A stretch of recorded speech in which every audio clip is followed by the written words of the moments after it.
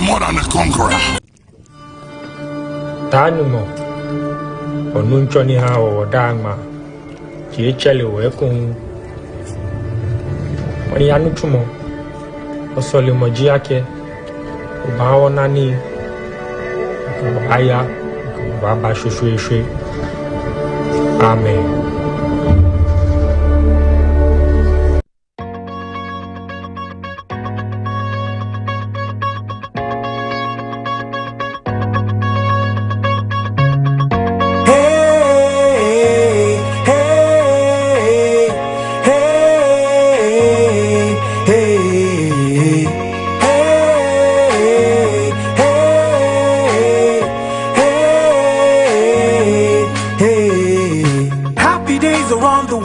Yeah, that's what I believe. See his sunshine, he's all around us. And there are beautiful clouds where you are. That's how I know that these worries will not last. I can see you've been crying and staying wide awake, asking yourself why the journey is so tough. They say tough times never last, only tough people do. So don't stop believing, I know it's gonna be better. Say la, la, la, la, la, la, la, la, ba-dum, ba-dum, boom, la, la, la, la, la, la, la, la, ba-dum. Can't be loved by everybody, it's impossible, you know. And trust me, it's okay, so let the toxic people go.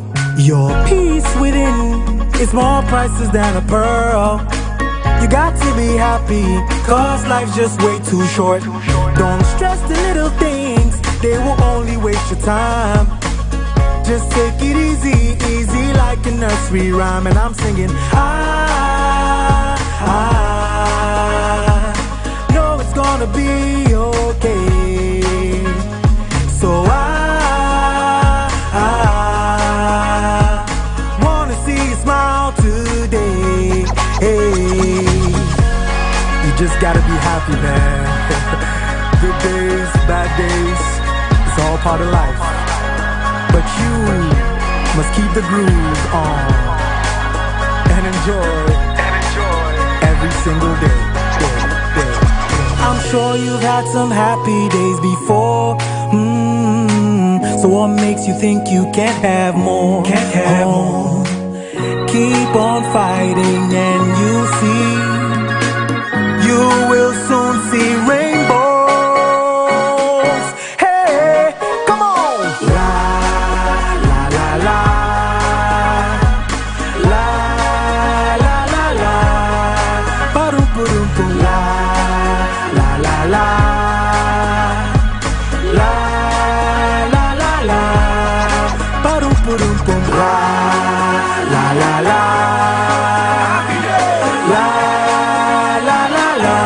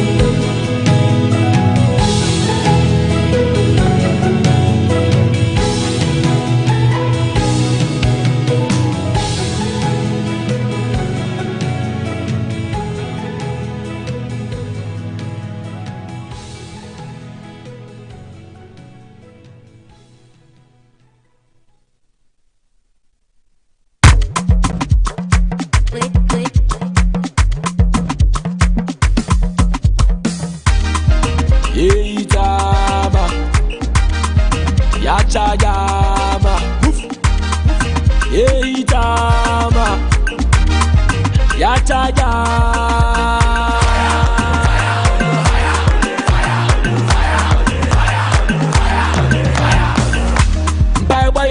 Ina ya dilmono bakalika yeso ina ya sauma wanepe baba ya liwe ina ya dilmono bakalika yeso ina ya sauma wanepe gano dende black stars so dende gano dende black stars so dende gano dende black stars so dende gano dende black stars so dende yeita mubi obaba na batene samia ya chaja mubi obaba na batene samia yeita mubi obaba na batene samia ya chaja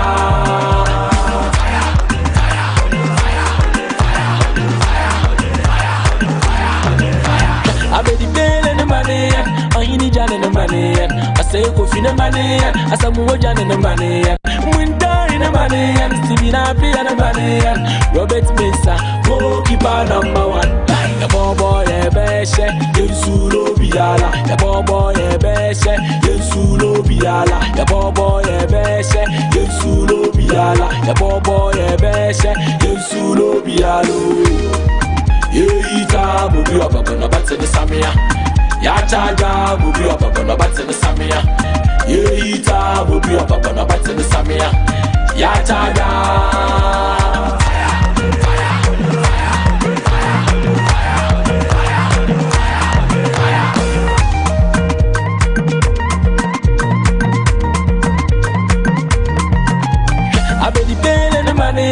ayini jana na mane asay ko fina mane asamu jana na mane mwindari na mane sibina pia na mane Robert Mensah goalkeeper number 1 ya bobo ye beshe yensulo biala ya bobo ye beshe yensulo biala ya bobo ye beshe yensulo biala ya bobo ye beshe yensulo bialo yeita mubi obaba na batene samia ya chaja mubi obaba na batene samia mubi obaba mubi obaba mubi obaba ya chaja mubi obaba na batene samia mubi obaba mubi obaba so batene samia mubi obaba ya chaja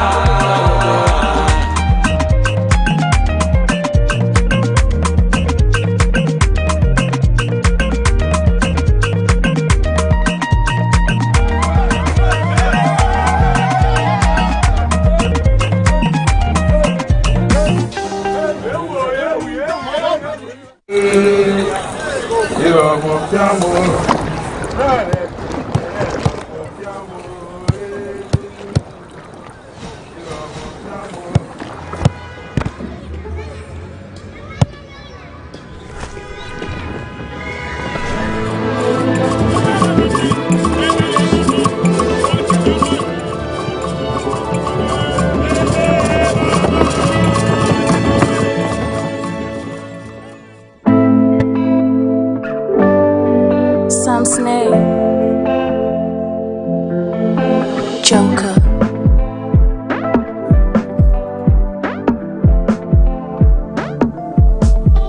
Winners, go boss, winners, so they go dance, winners, so we go come together there. As the people know and love, it is love, no shade. Hey, one more say, I will find a way home, find a way home, find a way home, find a way home. I will find a way home, find a way home, find a way home, find a way home. Don't be a stranger, don't you look away. You made a promise that you'll never walk away. Now everybody's waiting on you for a date, a day that you will show. Come make we celebrate. Go to me, I'm a favorite. Please let me know what's perfect. The boy again on Sunday. The boy again on Sunday. Go to me, I'm a favorite. Please let me know what's perfect. The boy again on Sunday. I will find a way home. Find a way home. Find a way home.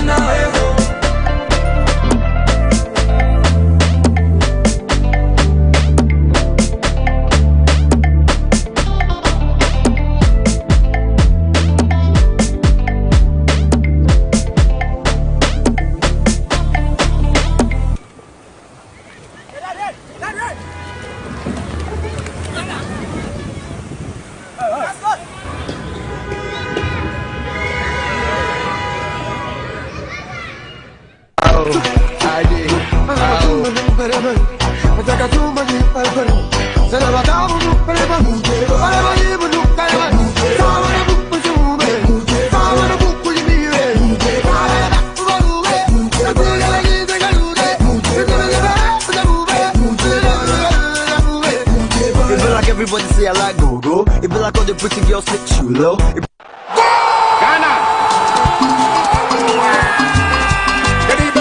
Black Stars can't be by fire, by force. I asked my Vice President, Professor Nana Opoku-Agyeman, to personally come and issue words of encouragement to you on behalf of our nation and to express our confidence in you and that we are all praying and supporting you. But I felt that before this match I must personally call you and tell you how all of us are praying for you and that we have confidence in you to be able to make it. You have done well so far. Of course, the friendly matches were to adjust strategy and technique, and I'm sure that with every match you improved, and so it's my hope that we will use Panama to set the stage for a brilliant performance. Everybody knows the Black Stars. The whole of Africa is looking up to you like they did in 2010 when it became Bagana instead of Bafana. And we're looking to you again to rise up to that occasion. I know we have a new crop of players and all that, but it is my hope that you all blend in and under the captainship of John Dada, you work together. The two senior players who have retired, Asamoah Gyan and Step Up, Stephen Appiah, are all there to inspire you. And we also have confidence in the new head coach. Even though he didn't come early enough, I still think that with the little that he has done, he should be able to lead the team to victory. And so the whole of Ghana says, I should tell you that this night we're not sleeping. The match is going to be telecast here at 11 p.m. We're all going to stay awake and we will be kneeling and praying throughout the 90 minutes, and we are confident that you emerge victorious. On behalf of the technical team and the players and our leaders, I want to assure you that we're ready for the challenge. It's not going to be easy, but we are ready and we know the stakes are high. But I can assure you that we'll make sure that we'll make Ghanaians proud and we'll make you proud. I started from today and to get the 3 points. That's it. Thank you very much. Mr. President, Your Excellency, I just want to tell you a very, very simple thing. The boys are ready. All of us, we are ready. We know our responsibilities, and I am sure and full of confidence that when this game finishes, you're gonna be proud of our team. You're gonna be proud of the national team of Ghana as well, the people and the fans of Ghana. Our gratitude is a small word just to explain to you how much we feel privileged to have the address of the president of the country to us before the game. Thank you very much.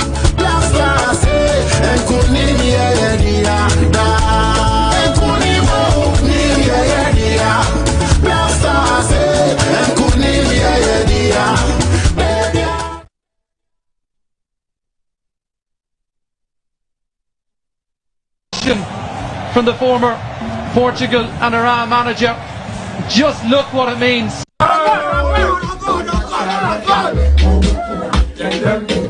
Mind you, say something, bro. Type shit, you know. Say something for me. Only who? Yeah, Papa. Hey. Say something. Show them. Sure, yes.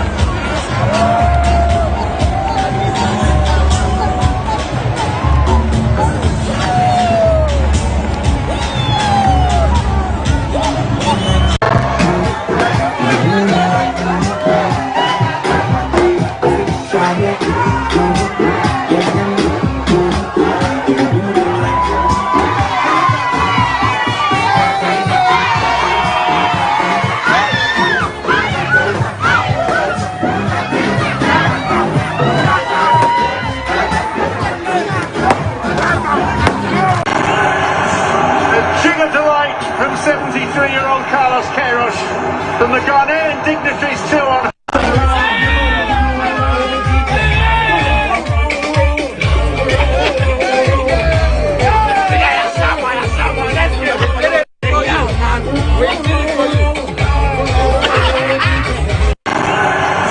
A jig of delight from 73-year-old Carlos Queiroz from the Ghanaian dignitaries too on.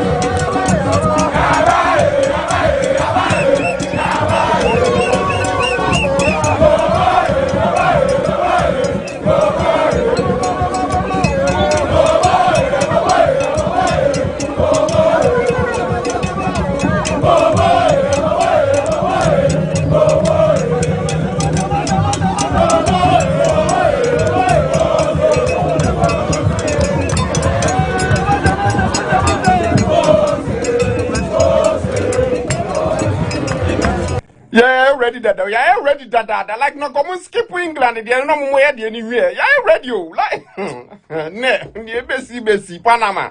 Ready nyago pon kan se me gwa se pan. Me yeah, ready yeah, ready. Oh.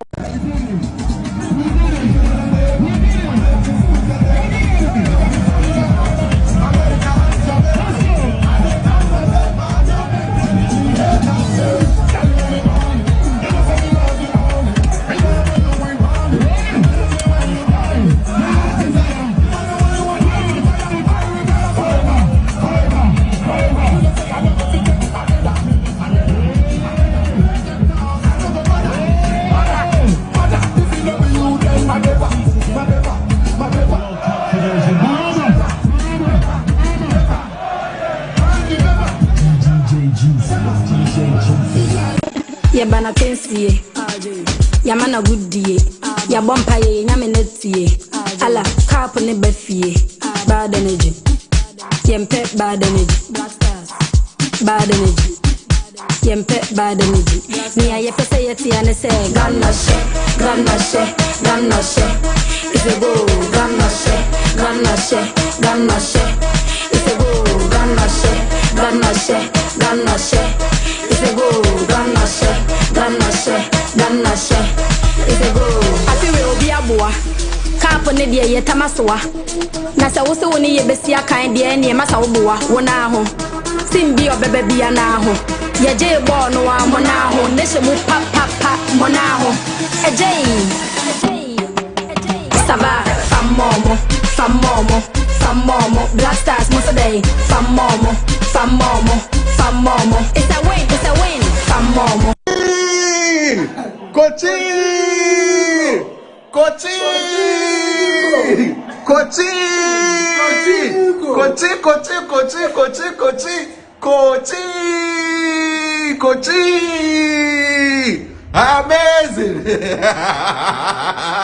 amazing South Africans how are you there now?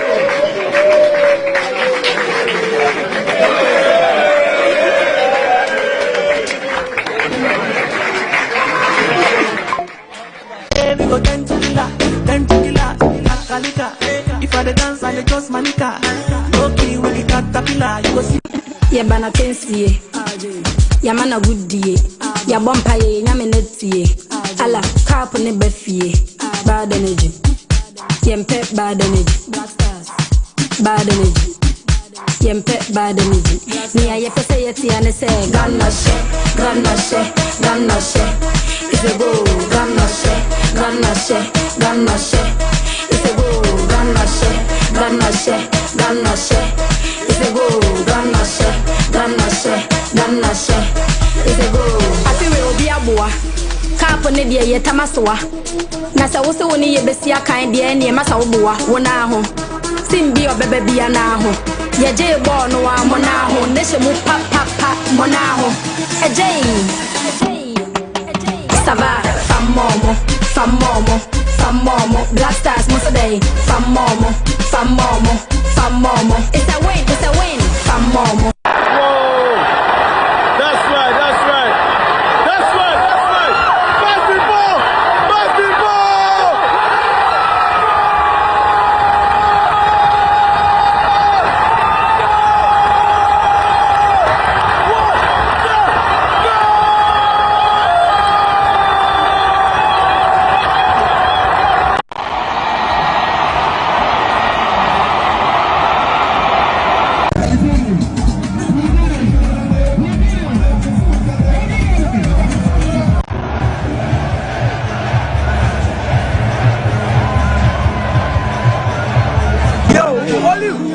Come on, nice fucking no louder, Hollywood.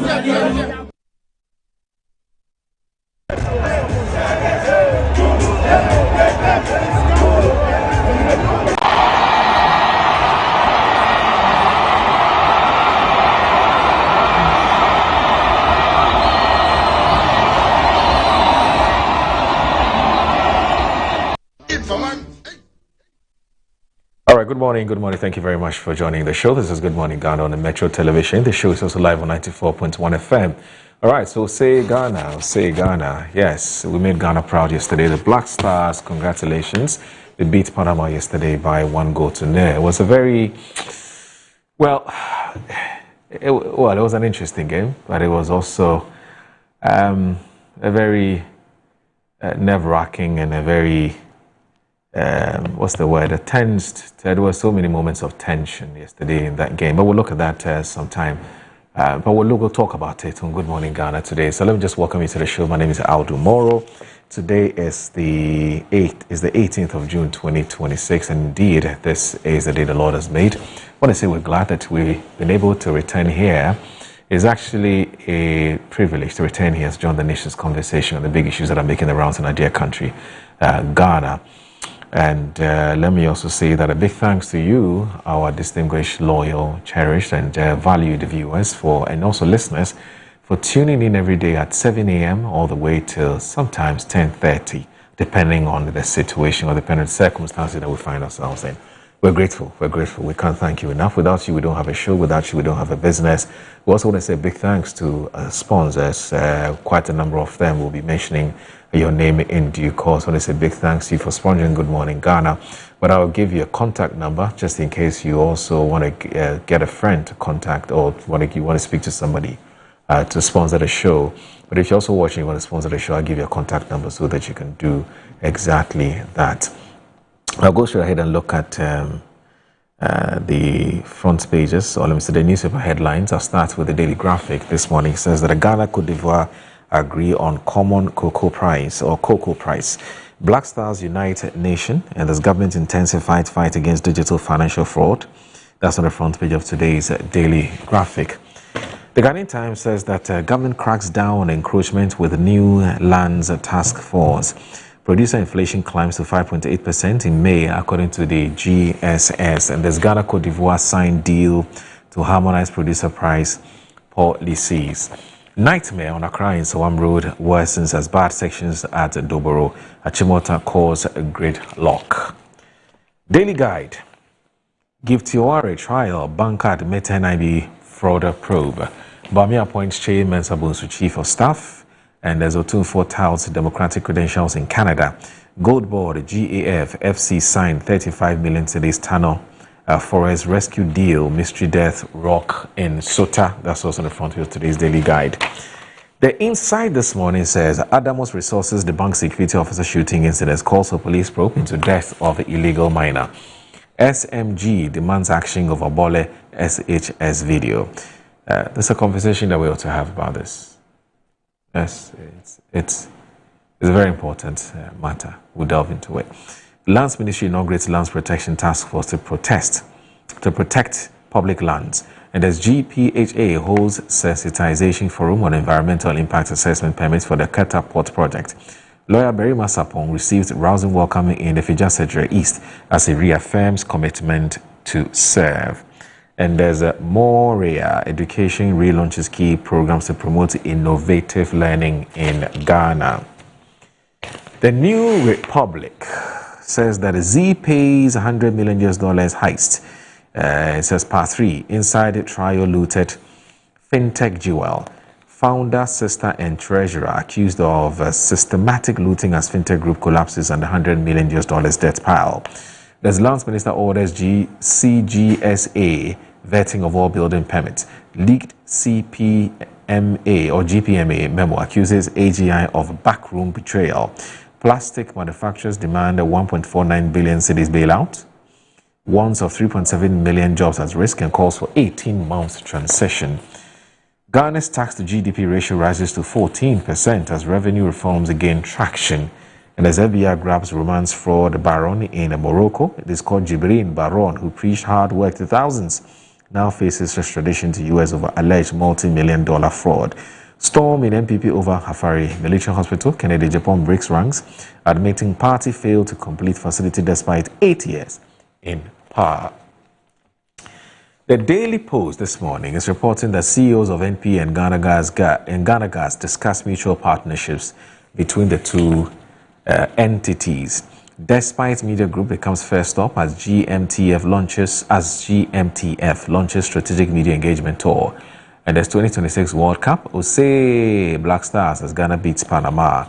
GPHA holds a sensitization forum on environmental impact assessment permit for the Keta Port project.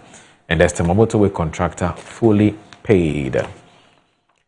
EPA, now with the Business and Financial Times. It says EPA not going back on styrofoam ban, urges industry to seize opportunity to innovate.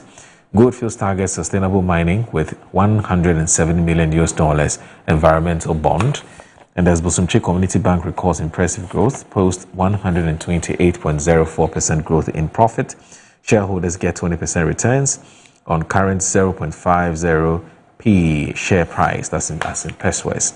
There's Omni Bisig Bank, CSIR, IIR, and Ocean Tri Foundation launch school plastic recovery project.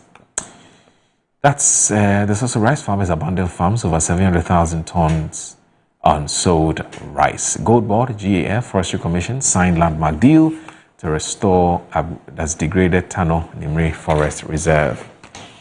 Now, my jaw online this morning says that 2026 World Cup late range strike gives Ghana victory over Panama in opener. And there's also said in Natama Platiano in prison custody, not under house arrest, according to Kwachi Ofosu. The Diaspora Affairs Office endorses partnership for Ghana Diaspora Volunteerism Initiative. The City Newsroom this morning says, we battled like warriors and won with brains. That's Kieros on Black Stars win. And they're sending Atamaklo in Ghana prison's custody, according to Adawudu. UN program delivering Ghana rises to 80% as investments reach $130 million. You also have the Ghana Web. Ghana Web says, has he breached any code? Adawudu defends CJ over trip to support the Black Stars. And there's how Ghanaian celebrities reacted to Black Stars 1-0 win, a World Cup win over Panama. Let's say Panama. It's Panama. The Bank of Ghana converts all rural banks to community banks. And there's goodwill message to all aspiring branch executives. Metro TV Online.com has Zoom Lion Nadmo intensified the certain drive aircraft flood hotspots. And there's also Semenyo named player of the match in Ghana's World Cup opening win over Panama. Ghana versus Panama. We won the game with our brains. And there's also Atizigi starting goal. Well, this is old. There's a Kane's brace fires England to thrilling 4-2 win over Croatia.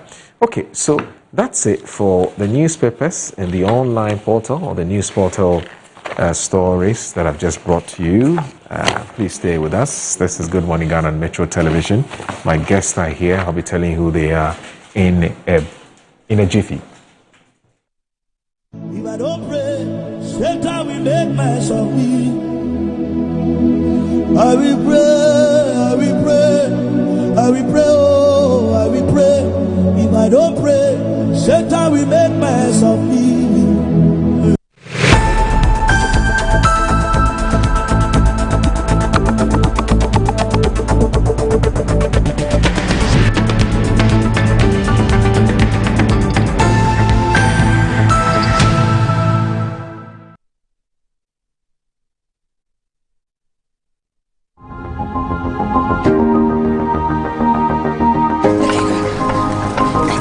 Every stage of life, some things simply stay with us. The spirit of never giving up.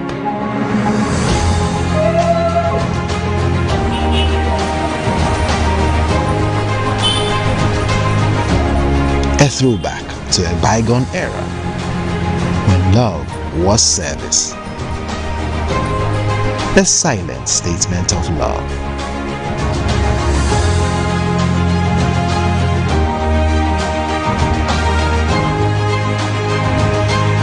A thoughtful gesture that deepens bonds, balancing work and life. Every drop refreshes, every sip hydrates, just as it should. I am awake, one for life. Drink water, drink awake. Supporting the National Cardiothoracic Center. This advert is FDA approved. Mommy. Good morning. Good morning, my son. How are you? I'm fine, thank you, Mom. How about you? I'm fine. Joe, I just saw your mom doing her usual morning routine. Like, it was just 2 weeks she underwent a major colon surgery. Bro, see, my mom is doing perfectly fine. And we're all excited about it. It was minimally invasive surgery. And the recovery has been very fast. Minimally? Hey! No, wait. What do you mean by that? So they offered my mom a laparoscopic colon surgery. Laparoscopic colon surgery, which we accepted. It turned out it was equally safe with a very fast recovery time, and the cost involved too was very, very reasonable. She was discharged 3 days after the surgery, and you can see her, she's on her feet again. 3 days? Just 3 days, bro. Mean Tuber Hospital, first Ghana colorectal center, aimed to serve a peculiar health need. Finding my dream apartment in just 2 days was a breeze with 7terragh.com. Looking for your next home, the perfect piece of land, or the best commercial property for your business? Are you worried about sending money home for property and finding nothing when you return? Well, worry no more. 7terragh.com is just a platform to find prime lands, perfect properties, or vibrant real estate development at the click of a button. 7terragh.com is your go-to property listing platform platform that allows you to register, list, rent, buy or sell, and connect with correct agents. With our AI-powered smart search, personalized dashboards, verified agent connection, and interactive property maps, all your property needs have been made easier. Check us out on 7terragh.com or contact us on 0302 998 246 or 0561 032 252. 7terragh.com, powered by MNC Properties. In my line of work, a confident smile is everything. Kel Charcoal Toothpaste keeps me on top of my game and ensures my smile is always radiant and bright. With the tiring nature of my job, we spend several hours under the scorching sun. To keep our teeth white and our breath fresh all the time, we use none other than Kel Charcoal Toothpaste. Kel Charcoal Toothpaste. You're on a Kessie and in a kit one. Samayo Kendini, who be here, Semetra Sapapadia to Amame Manfo, Kel Charcoal's natural ingredients, and a bomb is so by, a man is swing, Nesasu Mama Hotoso, a will beg you. Kel Charcoal Toothpaste. Choose Kel Charcoal Toothpaste for anti-cavity, whiter teeth, and fresher breath all day. Available in 80-gram and 150-gram. Grab yours today. Kel, happy smile. This advert is FDA approved.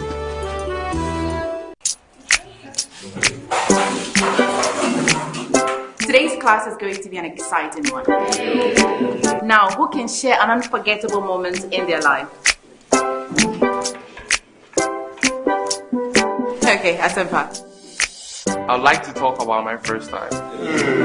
It was her natural look, complemented by her favorite green silky apparel that caught my attention. I have to say, she automatically possessed me with her smile, which exposed her beautiful white teeth.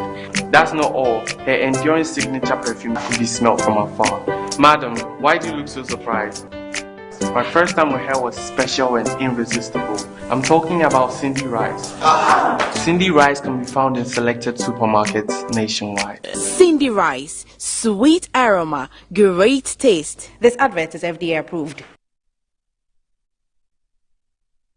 From the rich soils of Ghana, our farmers grow the finest ingredients. We clean, hand select, and carefully craft into bold, unforgettable flavors.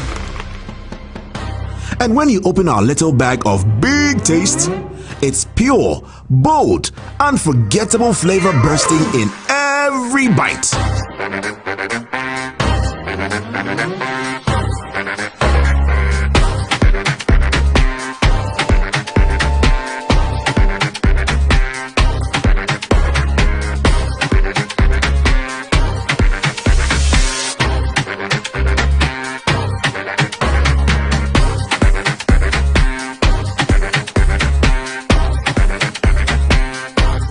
Enjoy the goodness, made with big care. This advert is FDA approved. My new girl is coming over today, and I have to give her a treat of her life. Hi. Hey.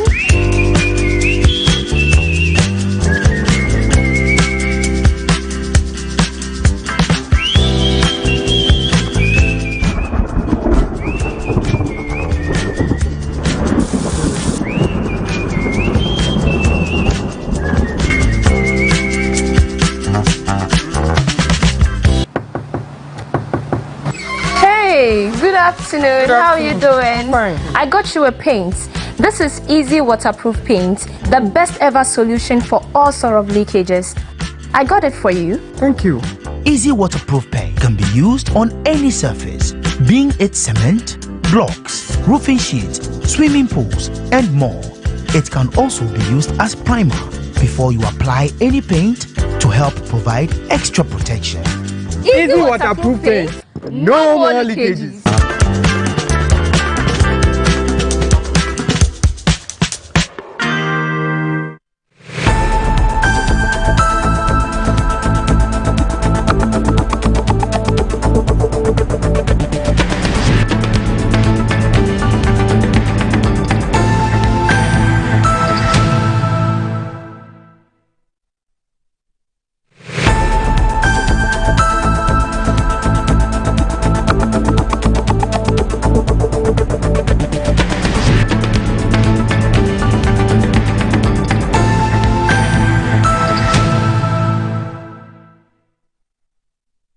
You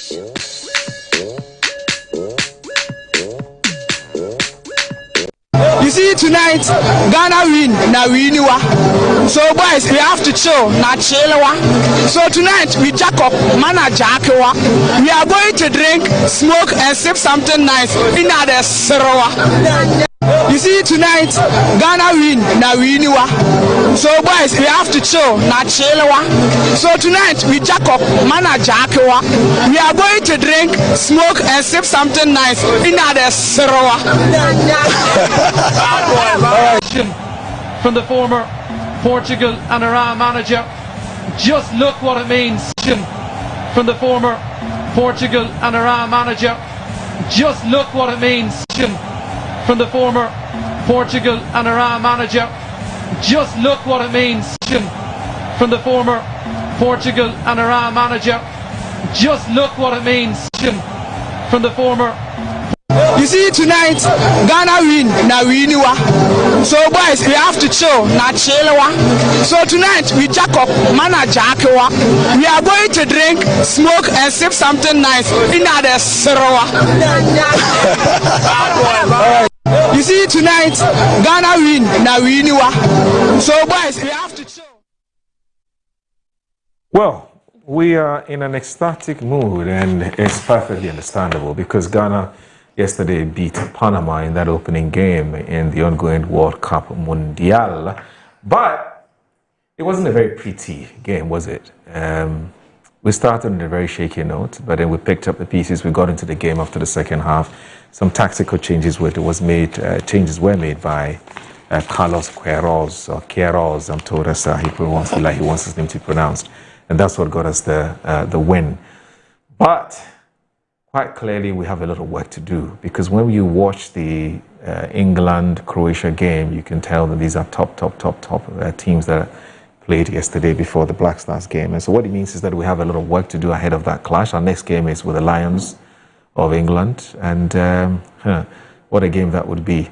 But anyway, there's a game of football. Anything is possible. So let's keep our hopes alive. Let's remain optimistic. Let's be positive. I don't like it when people are watching a Black Stars game and they say, well, you know, Black Stars will lose, Black Stars will lose. That's not patriotic. You know, no matter what you have, just support it. It's as simple as that. Because the Stars need your support. They need your prayers to be able to do well. You know, they need that motivation. They need that, you know what I mean? I've run out of words. Yeah, but they need to know that the spirit and the soul of the nation is behind them. It encourages them to do well when they are on that page, because whatever we do here gets to them, and you know, that's what we have. That's the Black Stars we have, good or bad. That's what we have. Well, let's support it anyway. So go Black Stars! You did a fantastic job yesterday. It was a good game. Yeah, well, like I said, it's work in progress. We can do better, no doubt about that. But it was a very, very, very good game. Anyway, so I would definitely talk about that. We'll discuss that on the show today, and then we have some other issues to look at. But let me say that my guests are here, and both of them haven't been here in a while. Obviously, they've been very busy, but they've taken time in their very busy schedules to join us on the show. We're grateful. Shamima Muslim, my one and only sister. Shamima Muslim is a journalist, always a journalist. She's a journalist first. Women advocate second, and then officially she is the deputy presidential spokesperson.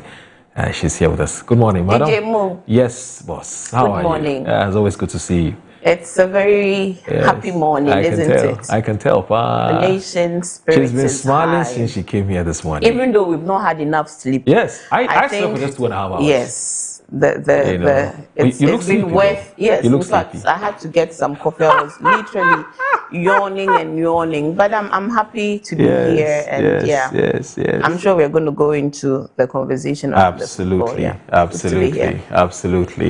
And also Fifi Boafo, always a journalist, because he was once a journalist. Yes, a very, very good friend of mine as well. Did some good job when he was at Cocoa Board. He's now eyeing something. You had his Oman FM days. Once a journalist, always a journalist. You have chilled before. Yes. It was one of the top media gurus. No, Fifi has chilled before.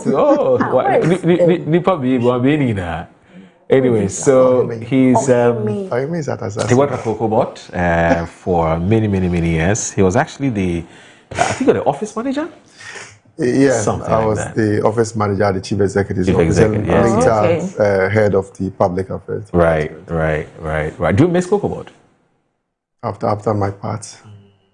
I see he's done his part. You've done your part. But you're still in touch with friends and colleagues? Not really. Okay. Not really.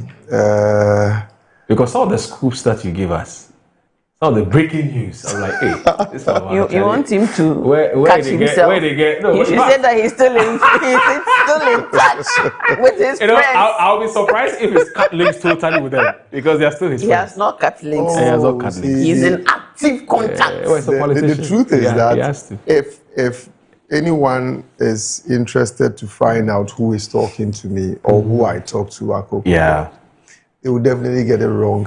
Because if someone is my informant or someone is even when I see you at a party, I'll just walk past you. I will even say hello to you. You pretend you don't know the person from Adam. But the things I talk about, I don't say those things out of ill motive. Right.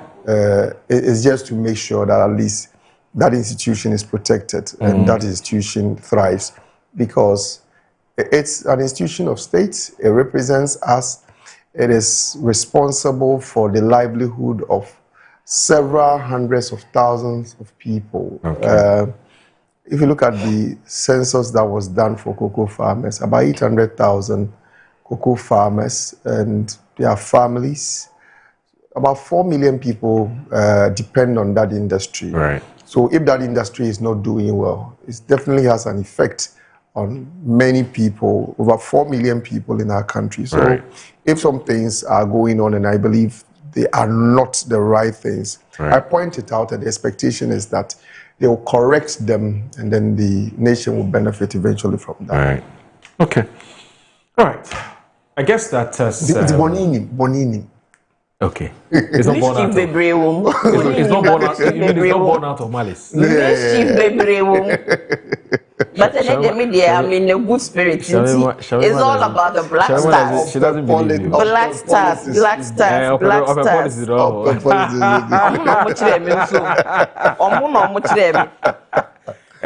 People, you do Shaiwa become a full-time politician. Full-time politician. The way they are sharpening this, I'm telling you, every day. Every day. They won't leave me alone. Don't leave me alone there. You are helping me. Are sharpening it looks like that. She enjoys the fight. It looks like that. Some cyber soldiers who have been organized to unleash, responses on Shamima. Anytime she puts something. Innocent. You know, if I come and put a dot, Fifi, just a dot, and not say anything. And then all over you. They will come and say that, is this what you are being paid?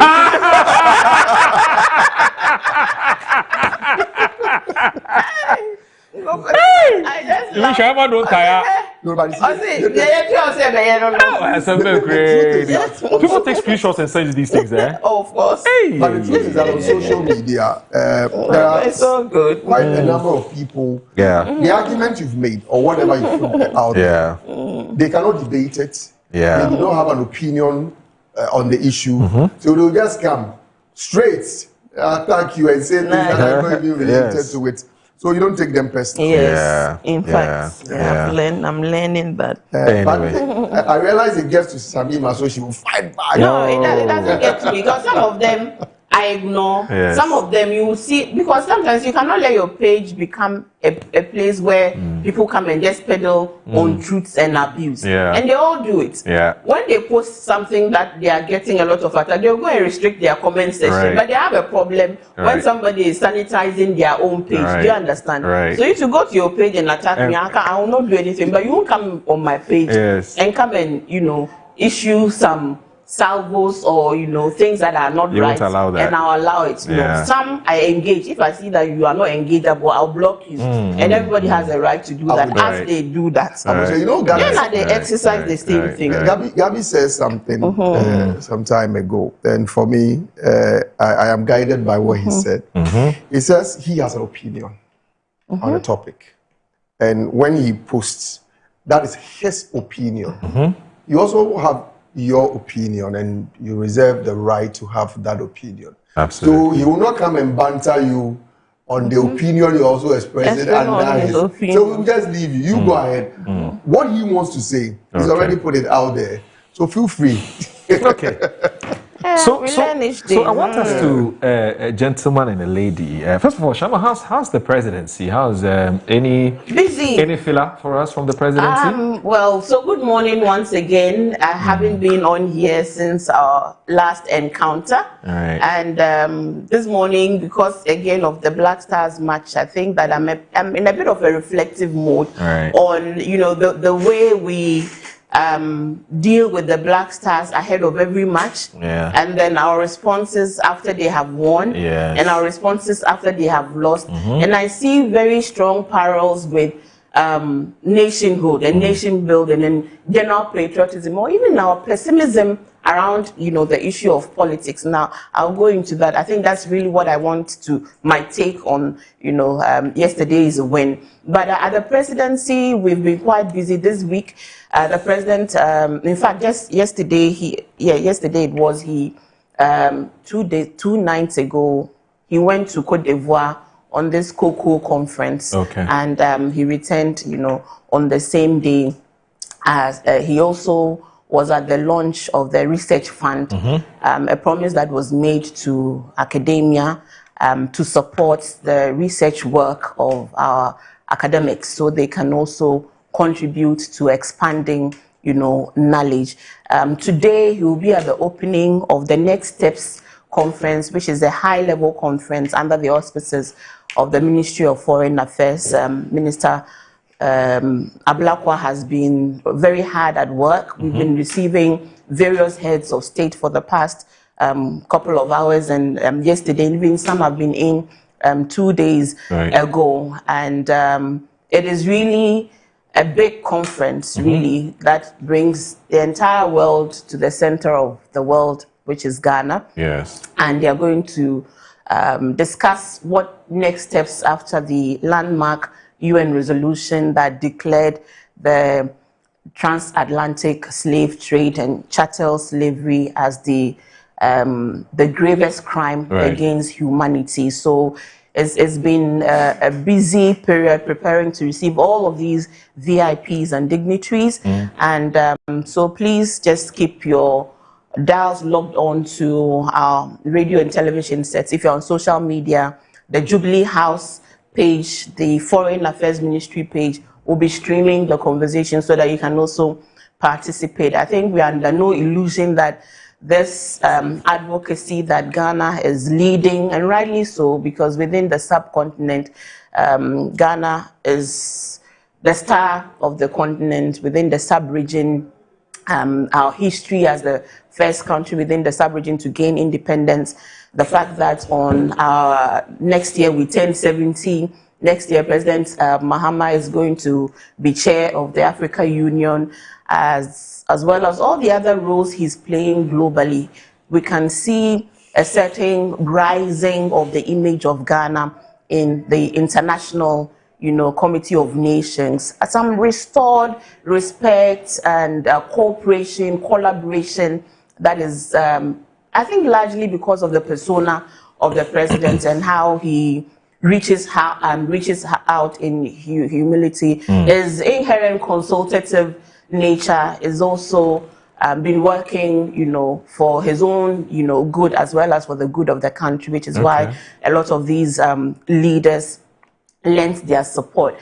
Recently, we're in Belarus. You would know that Belarus was one of the countries that co-sponsored the resolution, and when they sent an invitation to the president, he was happy to honor it. And Moro, if you look at how these nations that have been,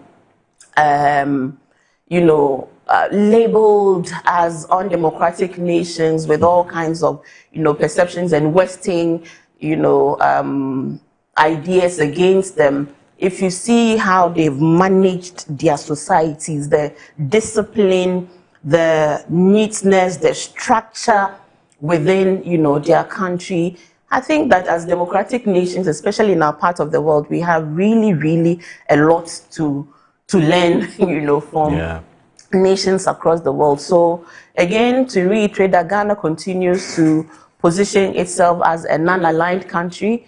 We are friends to all who want to be friends to us, and we are not enemies of our friends.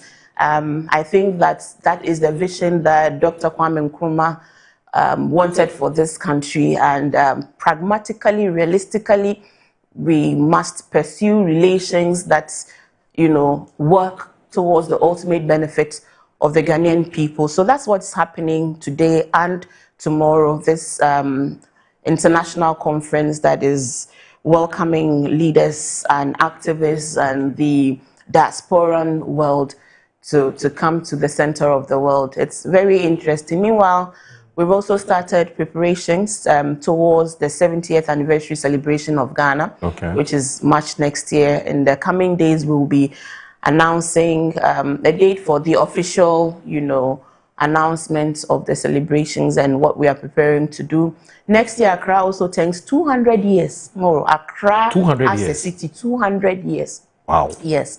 So we're planning an Accra 200, program that would curate the history of our capital, but also provide some sober moments. 200 years of a city. The floods have exposed a lot of things that are wrong with our city, and we have to be candid with ourselves to wake up to the reality that if we don't do anything substantially to change the course, in the next 100 years, they might not even be an Accra. Yeah. They might not be. And so that's really by way of updates on what's happening at the presidency. Your boss has been looking good in the last, must have been last week or so. The Global Info Analytics did a poll, a survey, and said that his approval rating has actually risen from 67% to 71%. I don't know how the presidency is taking this. As he always takes all these things, because his eyes remain, fixed on the task at hand. These things are indicators of what he's doing and how the people are viewing what he's doing, but he's never bogged down with some of these indicators because he knows that there's so much work to be done. We are nowhere near the completion of our reset agenda in terms of the foundations that he wants to build for any other government, any other individual that comes into the office to be able to leverage on. And we are just, as communicators, it is us who are happy when we hear these things. But as we listen to them, we also listen to those who have issues, to those who criticize, to those who have concerns, because it can never be a perfect situation. The task of governance is not to please everyone all the time at the same time. Governance requires that you would displease some people. For example, there are demolitions going on waterways. There are Ghanaians who are not happy, who will make threats. But at the end of the day, you get to the scorecard, and bottom line is that ultimately your good should outweigh your bad. Your positive achievement should outweigh your errors and all your mistakes. And so we continue to encourage, plead with Ghanaians to collaborate, to understand, to bear with the president, even as, he does what's in his mind, in his heart, are the right things to do so that this country will prosper and we would create the necessary jobs.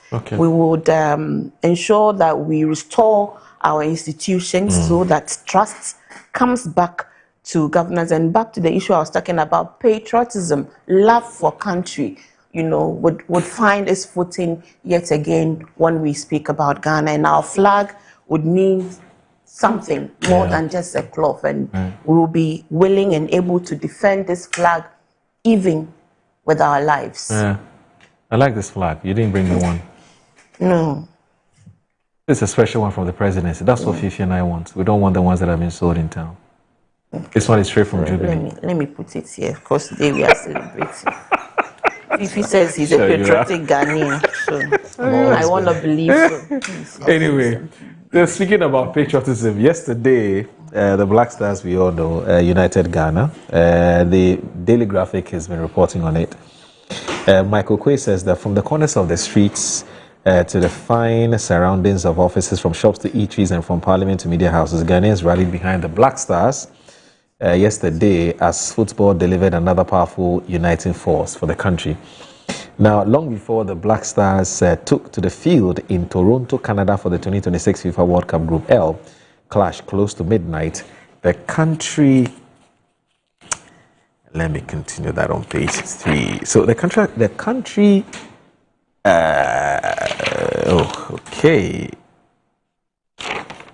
Okay. So the country's accusations and counter-accusations, the Black Stars douse the flames of suspicions and antagonism, bridging gaps and divides, and also muting forms of hostilities ingrained in the national psyche.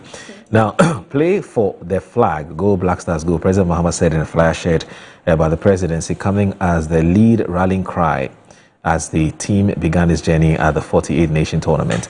The flyer ball, President Mahama hoisting the national flag, while images of team captain Jordan Ayew, star striker Antoine Semenyo, and others formed a colorful background. Former Vice President and leader of the main opposition New Patriotic Party, Dr. Mahmoud Bawumia, also wished the Black Stars success at a 5-week global festival in a message accompanied by his image in a Black Stars replica shirt, while the leader of the United Party and former Minister of Trade and Industry, Alan Chamantin, said the team will win and Ghana shall rise again. Now, in tangible terms, however, President Mahama despised the Vice President, who was joined by the Chief Justice and some traditional rulers to offer motivational support to the team. Professor Opoku Agyeman and Justice Bafo Boni were accompanied by representatives of Otumfuo, Osei Tutu, the second, led by Dasibre Otuo-Sribo, the second. Officials from Ghana's High Commission, led by the High Commissioner, Professor Dora Francisca Edu Bwando, and the leadership of the Ghana Football Association, led by President Kete Edwin Simeon Okreku. The delegation engaged with the players and technical team as they finalized preparations for the tournament. The Vice President expressed confidence in the team's ability to make the nation proud and wished the players and the technical team success in the tournament.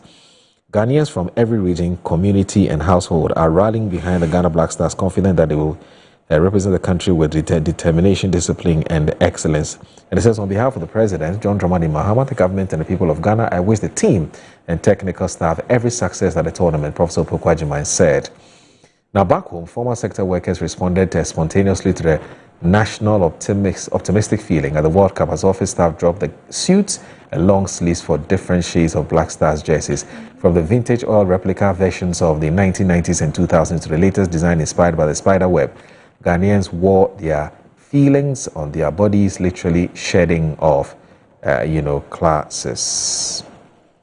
There's also this to talk about what happened in Parliament. So, but if you look at Mike Dokosi's Daily Post, he just says Black Stars as Ghana beats Panama, and that story is on page 8. That will tell us exactly what happened, yesterday.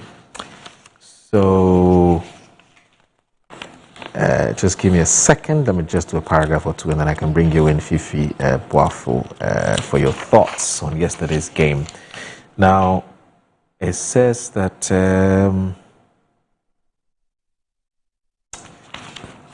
so it's on page 8 and 15. But I'm now on page 15. Where are you? Okay, so let me just go to 15 then. Okay, All right. So Ghana kicked off their 2026 FIFA World Cup campaign with a dramatic, late victory over Panama, scoring in the dying moments to secure all 3 points in their group. That's Group L opener at Toronto Stadium. Now, the Black Stars were second best for large periods of the contest, but showed resilience and character before snatching victory through Irinchi after a devastating counterattack in stoppage time. Panama started brightly and nearly took the lead less than 3 minutes after kickoff. A dangerous cross from Michael Morillo found Cicelo Waterman inside the box, and the forward's powerful volley forced Ghana goalkeeper Lawrence Atizigi into producing a remarkable save to keep the scores level. Fifi, you watched the game. Yes, I did. How did it go for you? I mean, what do you make of the game? Well, yesterday I said somewhere in the morning, that Ghana, if you look at our history at the World Cup, right? Usually our first game, we struggle. So I think our first 3 appearances, we lost our first game. I think it was the last competition in Qatar that we won our first game. So if you look at our history, definitely our first game was not one you were very expectant. But it was also important for us to win our game against Panama, considering the other teams within the group. So I was very expectant, but let me say that I have watched about 80% of the games so far at the World Cup, including those they play at 1 a.m. and 2 a.m. So the Ghana one was not... It wasn't the first time. It wasn't the first time I was watching it. But one trend I have seen is that the teams we call the underdogs, funny enough, they are not underdogs as we've known them. They've been playing some good games, and then there've been some surprises. If you look at yesterday, for example, Democratic Republic of Congo against Portugal, one of the teams considered to be favorite for the World Cup this year, Portugal. Yeah, they drew. They drew. You had Morocco against Brazil. They drew. And you had Spain. Cape Verde. Yeah, it was Spain. Against Spain. Another draw. So if Cape Verde could keep Spain, then the difference between Ghana and Panama, in fact, if you look at even the rankings, they are ahead of us. So even though I felt there was every reason for us to get the 3 maximum points from yesterday's game, I also believe that it was going to be a difficult game. And I remember my friend Michael Otieje, after the appointment of our coach, he said we were not going to enjoy Black Star games, but we could get results, but we will not enjoy Black Star games. Because if you look at the style of play, very defensive-minded, and he will just soak the pressure and then catch them on the breaks and then get results out of it. So yes, that had also psyched me that, well, we're not going to see the typical Ghanaian football flair. It was going to be a difficult night for us. The first half wasn't that impressive, even though the guys were soaking the pressure. And honestly, I was impressed with the 2 central defenders, Ajeti and then also Jerome Opoku, especially at a time where our key defenders, that is Salisu and then Jiku, they were not going to be present at the World Cup. And these new guys were being ushered in with that responsibility. But I think they distinguished themselves very well yesterday. Right. My only worry was about Atizi, even though he was doing fine. But this was a team that was soaking the pressure. We were under attack. And every ball that came to him, he would punch it instead of catching it. Yeah. And the risk with that was that there could be a rebound. And we might get scored as a result of that. So even though he was doing well, I was very comfortable when he was subbed as a result of the injury. And the coach, the Hartlepool goalkeeper, what's his name? They call him Shatta. Oh, you mean Benjamin Asai? Benjamin Asai. They brought in Shatta. I think he also he did quite well. Then the second half, I think the game improved a bit, and eventually we got a victory. It was a sweet one, Charlie. 95th minutes. It was a sweet victory, and I was happy. At least now we have 3 points in the bag. Bear in mind, we have a game against Croatia and we also have a game against the 3 Lions of England. So if we are able to even get a point from these 2 games, the likelihood of us qualifying to the next stage of the competition is very high. You should note that this is the first time after the group stages, we'll be going to the round of 32. Before we go to round of 16 and then go to the quarterfinals, semi-finals. So if we don't go past because of the expansion, in the number of teams participating this year, if we don't go, 48. Yes, 48. If we don't go past this stage, it will be the most embarrassing participation. In the group stage, because this is not a real group stage. Where the so before we get to the group stage, which is the round of 32. So we definitely must go beyond this group stage, and then at least we can say that we represented ourselves well. I am not one of the people who believe that Ghana was going to win the World Cup. We do not have the materials to have that belief. It is my wish, but that wish is also guided. That looking at the materials we have, Charlie, this is not the time. Take into consideration, Salisu is out, Jiku is out, Kudus is out, and we also did not even have Partey with his experience in midfield yesterday.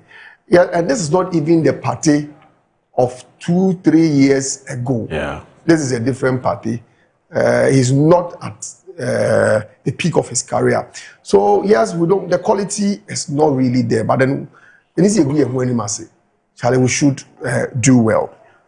I'll talk about the Partey thing, but I just want us to talk about just the football. Do you think? But there are other things around the football that are equally important we have to talk about. Okay. But then let me say that, yes, I was happy we got the 3 points. My expectation is that we beat England, Charlie.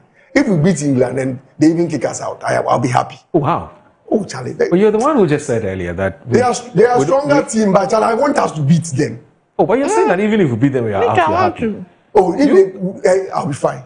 Oh.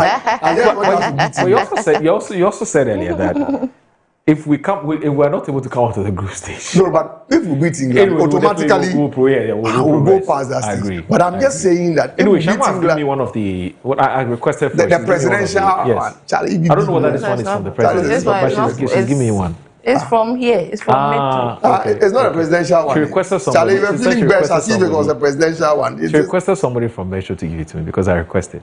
Okay. Yes, thank you. You're welcome. Yes, I like it. Yeah. So I am hoping that at least we'll get a point from the England game, and then we'll qualify to the next stage. Because can we beat Croatia? Yes, we can beat them.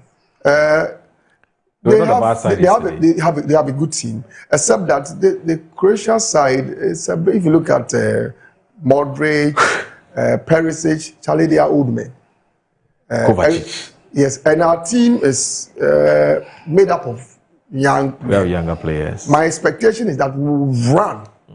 We'll run them. Run them and outpace them. That's the only way we can beat them. Because if we also go and sit back, they will reserve the energy and then they will take their chances. And they are more clinical strikers. Yes, they will take their chances. I'm not sure about this Queiroz's style of play where he soaks pressure and then, get people on the counter. Because if you get a very good team that has very clinical players, you could run into trouble. And I mean, like the English team we saw yesterday, they have more than half of the team have what it takes to score you. Oh, yeah. So, I don't know. But anyway, he's an experienced coach. I'm sure that depending on what team he meets, he knows how to. But his setup, the way he sets his team up, if you watch the way he coached, he did the same to Portugal, same with Egypt and Saudi Arabia. They don't play fine football, but he will punish you. I know Ghanaians enjoy. We love to watch fine football. I agree with you. But another thing is also the fact that our key men, the stars, they failed to shine yesterday. Yeah, we didn't see much of Semenyo yesterday. And if you look at what has happened during this campaign, the teams that have won mostly is as a result of brilliance of the star players. If you look at the French game, how Mbappe, Olise, and co, they turned up. Yeah. If you look at the Norway game, Erling Haaland, he came to the party. Yeah. Messi, the best footballer ever, he showed it. At 38. At 39. He's still 39. Yeah. Wow. He showed it. Of course, the other one, Charlie. I think the other guy was tired. I think Ronaldo is done. He can't even pass. Messi had a hat-trick and he had 3 touches in the game. Anyway. Yeah, so I am expecting that when it matters, at least our key guys will also come to the party and then make us proud. Sure. Yeah. So, Charles, before you even go ahead, so Hassan Saudogo, Laura's husband. Oh, okay. He said I should say hello to you. Oh, wow. He said I should say hello to Regards to him. And also our uncle and senior brother, Reverend Jones Lati. He says, please extend my warmest regards to Sean. Yeah, he watches Good Morning and every morning. He does. From UK still, right? Yeah, but you see, more before you even proceed, I also think that it's important we do not bring our petty politics into football. Just as we read, the president has wished them well.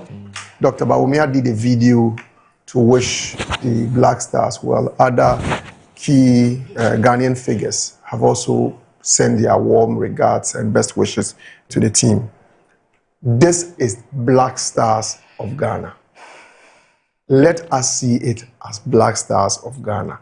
The moment they start, Abai Papa, but because Abai Papa doesn't play football, right? You allow the guys to represent Ghana. Okay. If they start creating an impression that they are representing NDC, what you go do? Abba Papa dear Abba.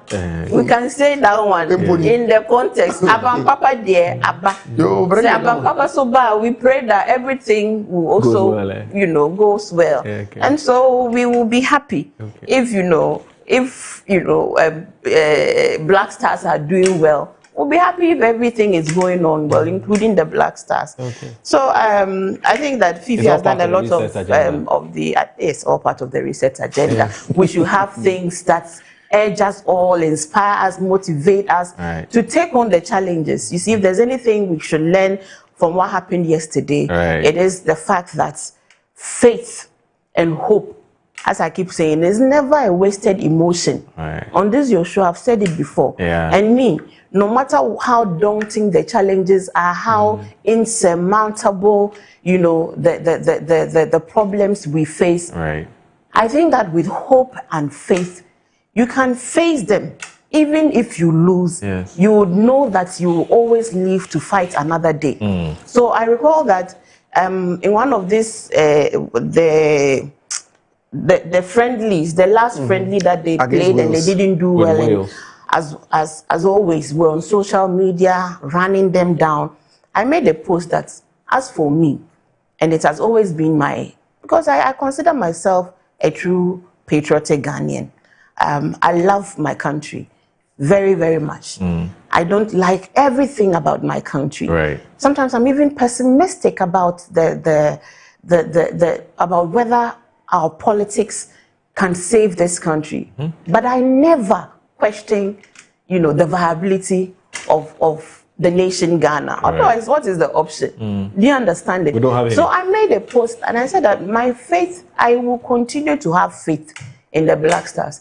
Even Arsenal supporters, they had faith in Arsenal for 22 years. You are in trouble. 22 years, you had faith in Arsenal. You didn't give up, on your club, teams. So why do you want us to give up on the Black Stars?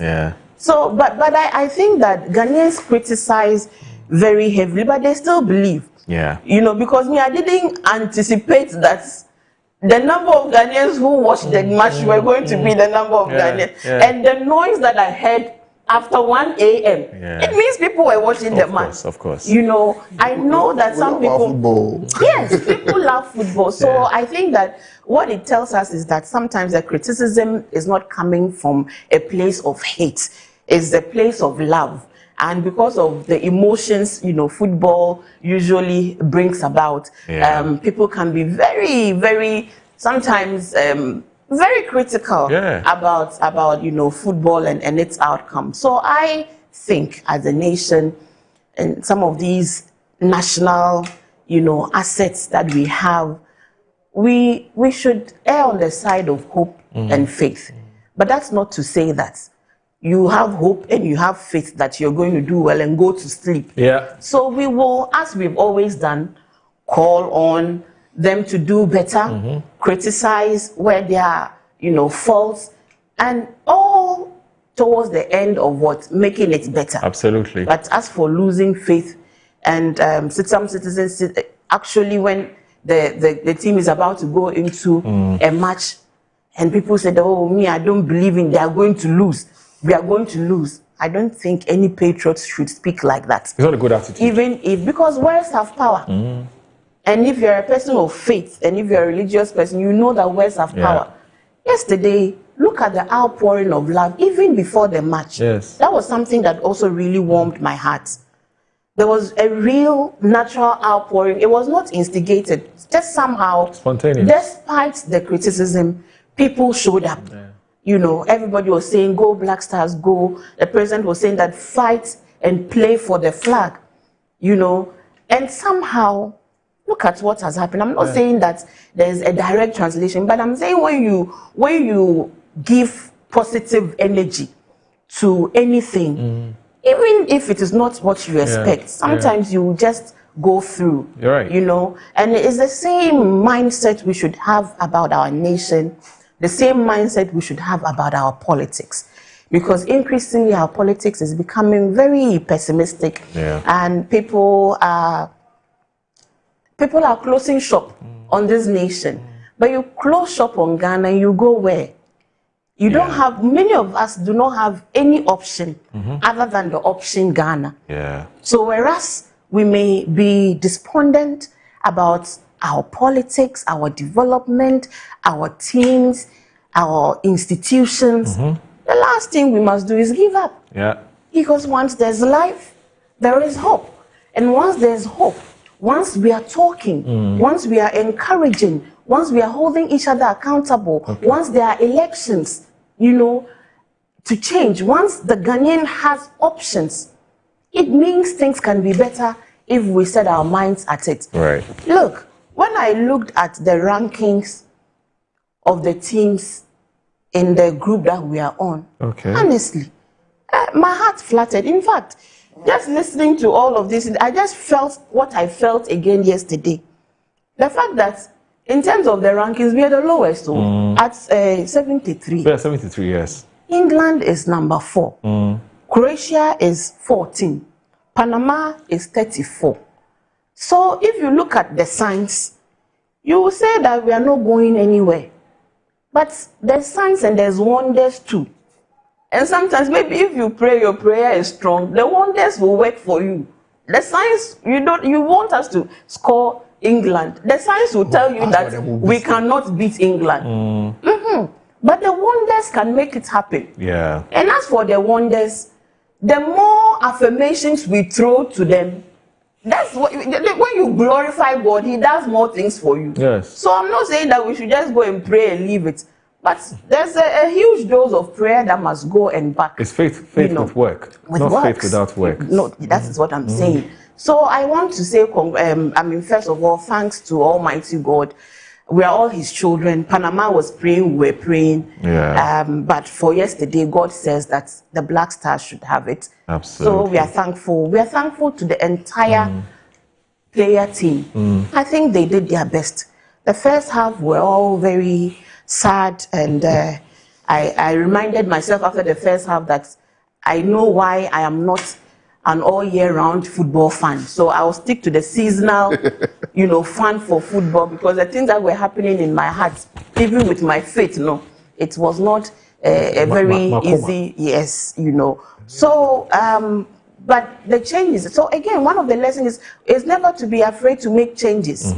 When you see that things are not going, I think that we took too long in taking out some of the, individuals to substitute. And once they came in, we saw how the game opened up, the pace improved, and we were able to put pressure on their goalkeeper. Speaking about substitution, honestly, Shamim, I think that Jordan has no business playing for the Black Stars. Oh, no, I disagree. No, I disagree. I disagree. I don't write. He was just walking on the Yes, I don't write. That's not correct. Really? He's the oldest on the team. No. So Jordan some experience matter. One of our key players yesterday, if you ask me. You know what? No. It's because we're expecting him to run around the park a bit. If you look at the style of play, you needed a player who will be disruptive. We needed a player who could hang on to the ball. Okay, so he was given a specific. So there was a specific tactical role he was playing. He was very active yesterday. He was breaking their flow. Yeah, but he was falling most of the time. But when you fall, it gives you a foul. Yeah, but it slows the game. I disagree. So I am really one of the die-hard Jordan. But I think yesterday he did a good job. Oh, he did a good job. Yes, so I don't say that he has not played. Maybe we can substitute. But he needed to inject a certain pace. Yes. And that is what Asante brought on. Yes. But was that the But if we had brought them in the beginning, maybe we wouldn't have had this final outcome. Was that the style of play the coach wanted to? So let me just again use this opportunity to say that we must watch the timing of the changes. Sometimes it must be a bit early. Yes. You know, but you have to also give them time to settle in the game, to find their pace before you can make any changes, qualitative, decision and not an emotive one. I think because we didn't also have time to play enough friendly games. So the team itself, the synergy is still now forming. It hasn't completely formed. So please, in this season, I'm just saying and pleading with Ghanaians, hope is not a wasted emotion. Supporting and having faith in the Black Stars is not a waste of your emotion. It does not mean that they may not lose some of their matches. It does not mean that we may not even win the World Cup. It means that we are supporting them through. We don't lose anything by throwing our weight and our prayers. People say that they don't want to do it because they'll get disappointed. Life is about that. You don't get everything that you want when you want it. And it's the same attitude we must look at the building of our country. That it does not work for the country when we say that nothing is going to work for this country. So let's bring back the spirit of love for country, love for ourselves, and real patriotism that calls us to love hard in as much as we criticize hard as well. So we wish the Black Stars all the best in their next game. I think it's Tuesday, right? It's Wednesday with England, right? Yes. So we wish the Black Stars all the best.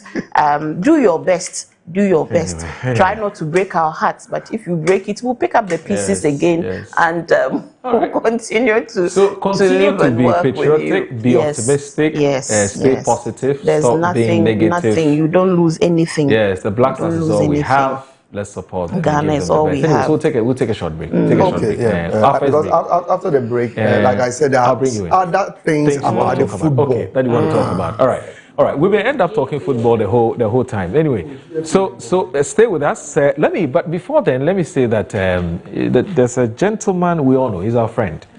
He says I should say hello to all of you. So Abdul Rauf Napari Abdallah. He used to be the specialist to Kunedu Apreku. You recall? Back in the day when we were at CTFM. Rauf. Yes, Rauf. Yes, he's a big man. Big man. He's a big man. He's chopping the money. Running businesses left, right, from center. I'm telling you. Rauf. Oh, Rauf, big man. He says, please tell Shamima. I said I miss her. And that's Assalamu alaikum. Wa alaikum salam. Yes, and then he says, please tell them I'm a very strong heavy. We know you're a very strong heavy activist. I think this was NEPAD time. When Kuredu was the NEPAD time. Yes. So Kuredu was a NEPAD boss. He was always coordinating media and so on. That's Abdul Rauf. You know, I've always called him Rauf. I didn't know his full name. Yes, Abdul Rauf Napari Abdallah. Big man. What's Apraku? He's in town, apparently. He tells me he's in town. Yeah, he's in town. He's in Ghana. Oh, really? Yeah, he's in town. Maybe one of these days we'll have to pay him a surprise visit. Yes. Fifi, he says hello to you too. Oh, my regards to him. Oh, of course I know him. Rauf, big man. He's a big man. All right. That's why he's your friend. Bigger than you? No, way bigger. All right, you're watching Good Morning Ghana. Stay with us. From the former Portugal and Iran manager, just look what it means.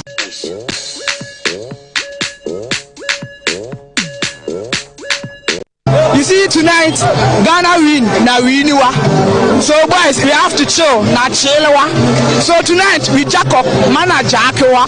We are going to drink, smoke, and sip something nice. In the sirwa.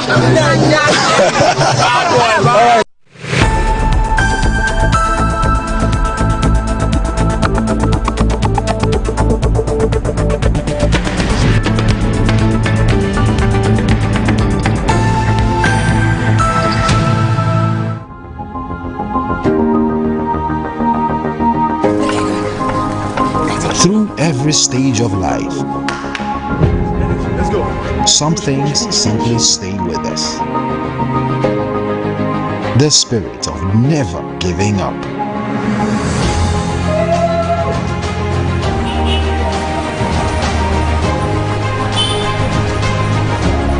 A throwback to a bygone era when love was service. A silent statement of love.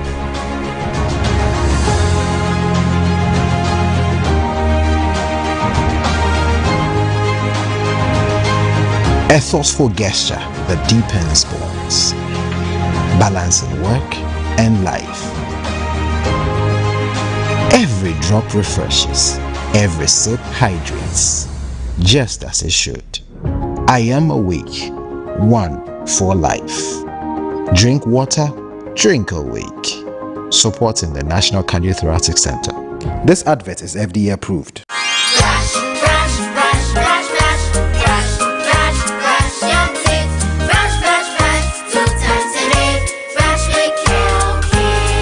Hello, my friends. My name is Kelkit Toothpaste. Wow. I was made to be gentle on your gum, but protected.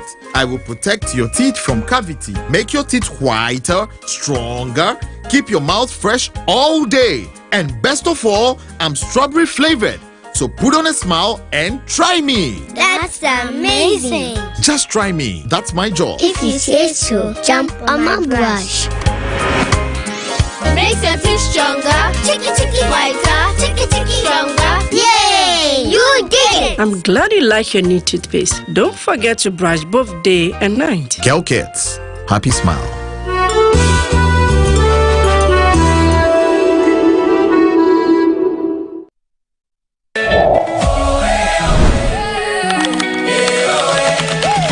From the day you were born here in this place.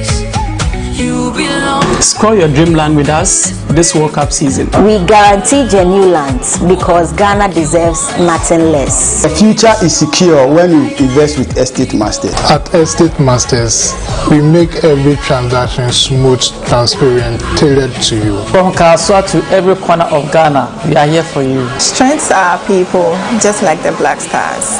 Together, we win on the pitch and in building homes for Ghanaians.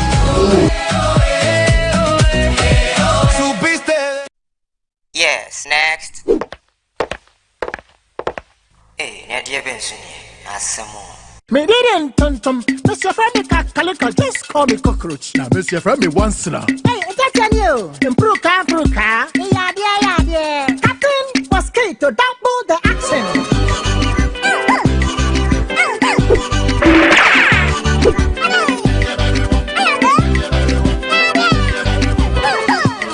Sasso spray. Mr. Friendly Sasso Quell. Yeah, go to my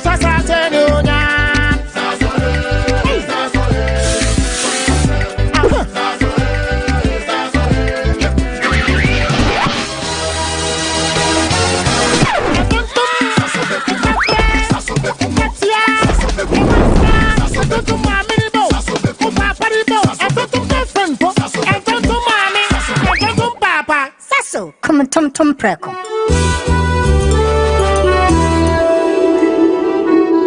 Ghana for the second World Cup running, the only Africans left standing. What's getting a number of good ones? We could take close to 200 doctors. Oh, Piazza Nampi, challenge today, we jackpot deal. We did live. He's in the area. He's gone. Oh,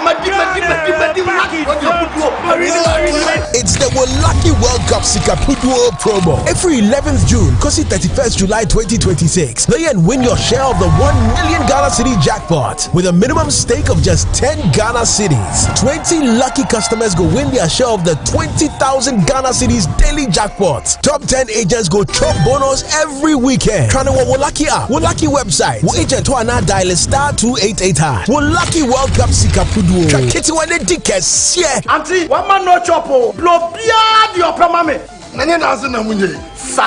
Terms and conditions apply. Play responsibly. Not for persons under 18. Licensed and regulated by the NLA. Play small, win big. Ghana, a nation built on the blood and toil of our forefathers. We have come this far. through faith and unity. Now is the time to pause, give thanks, seek the face of God, and renew our commitment to the future of our nation. It is in this spirit that our President, His Excellency John Dramani Mahama, invites all Ghanaians to join in the National Day of Prayer and Thanksgiving. The theme for this year is Resetting Our Values to Build the Ghana We Want. Date, Wednesday, 1st July 2026. Christian service, State House Forecourt, 8 a.m. All must be seated by 7 a.m. Muslim service, National Mosque, Kanda, 12:30 p.m. All must be present by 11:30 a.m. It's time to renew our minds and build the beautiful Ghana we all desire. Come, let's stand together in faith, united for Ghana. The National Day of Prayer and Thanksgiving, resetting our values to build the Ghana we want.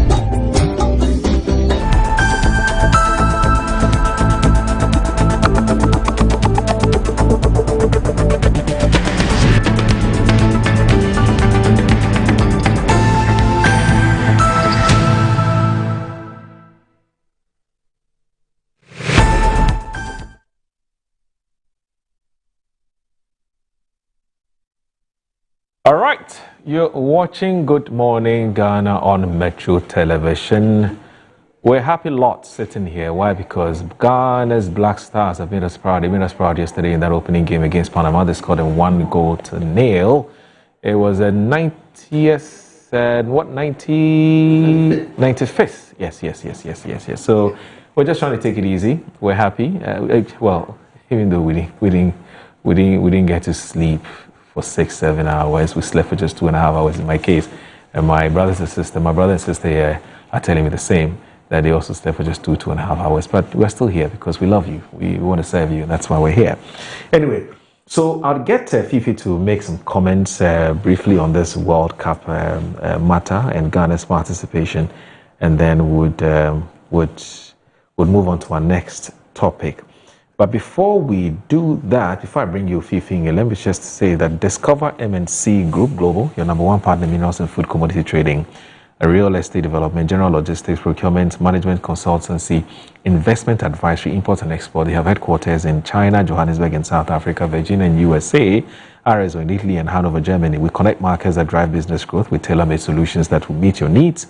Trust us to maximize your value in every deal. Reach us on MNC Group at mncgroupgh.com or 030, let's call them on 0302-998-246, 0302-998-246, and also 026-55-05337, 056-103-2252. MNC Group, totally reliant.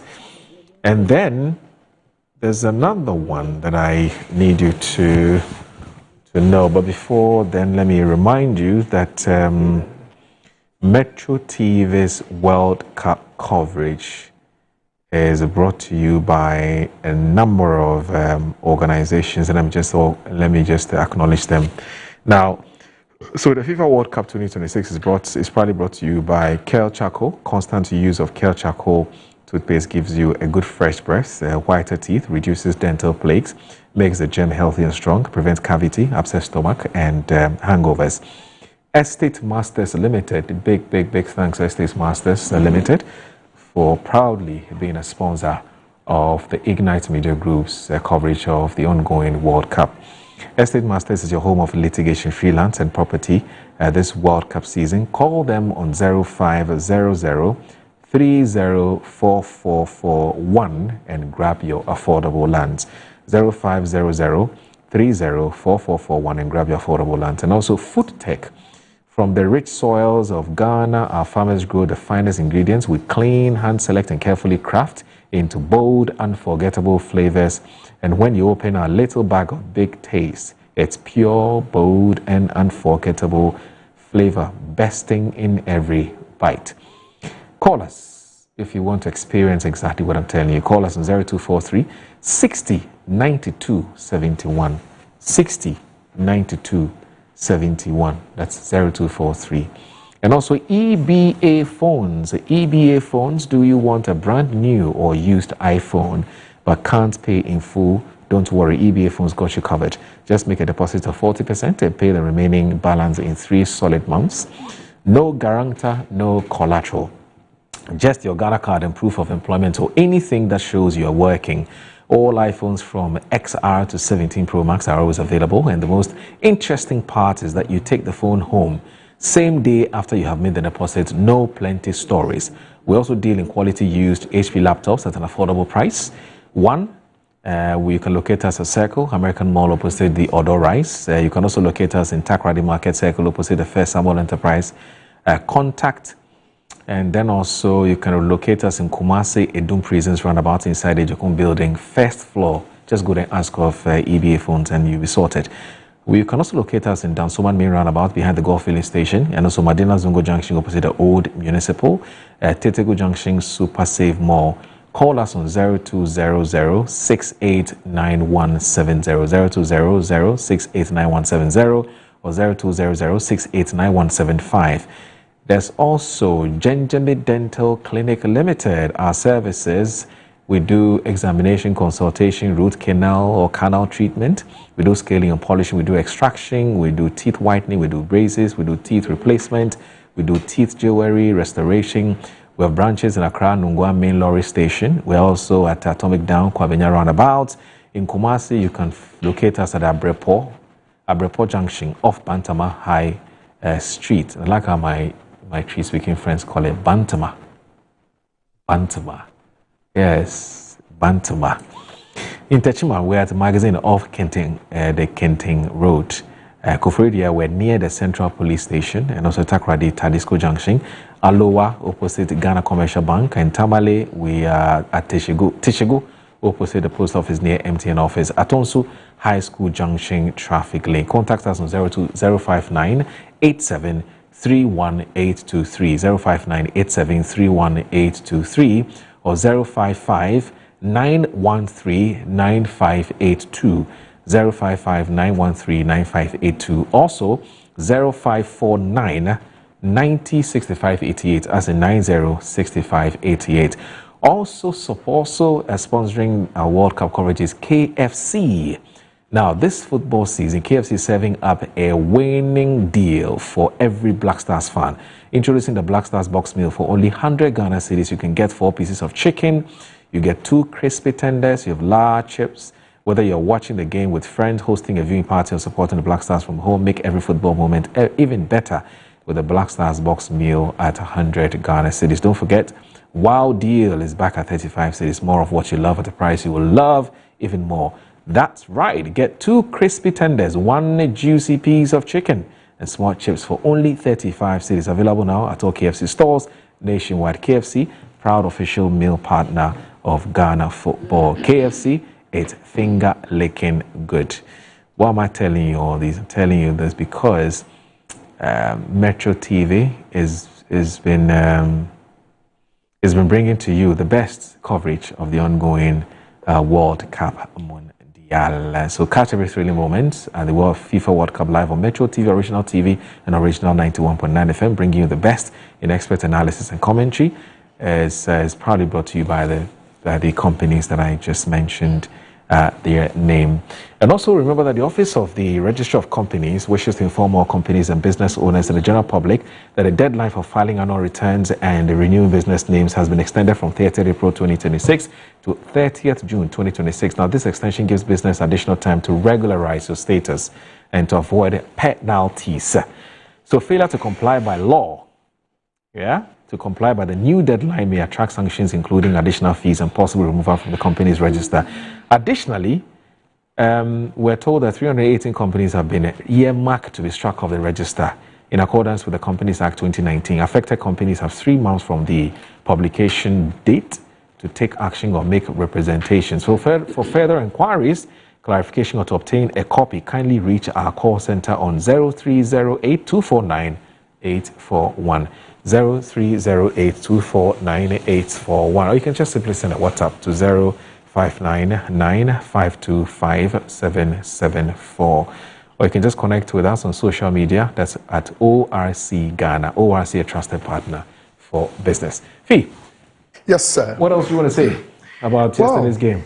So, yesterday, prior to the game, I think there were most of us. The commentary was about Thomas Partey. than what happened a day before.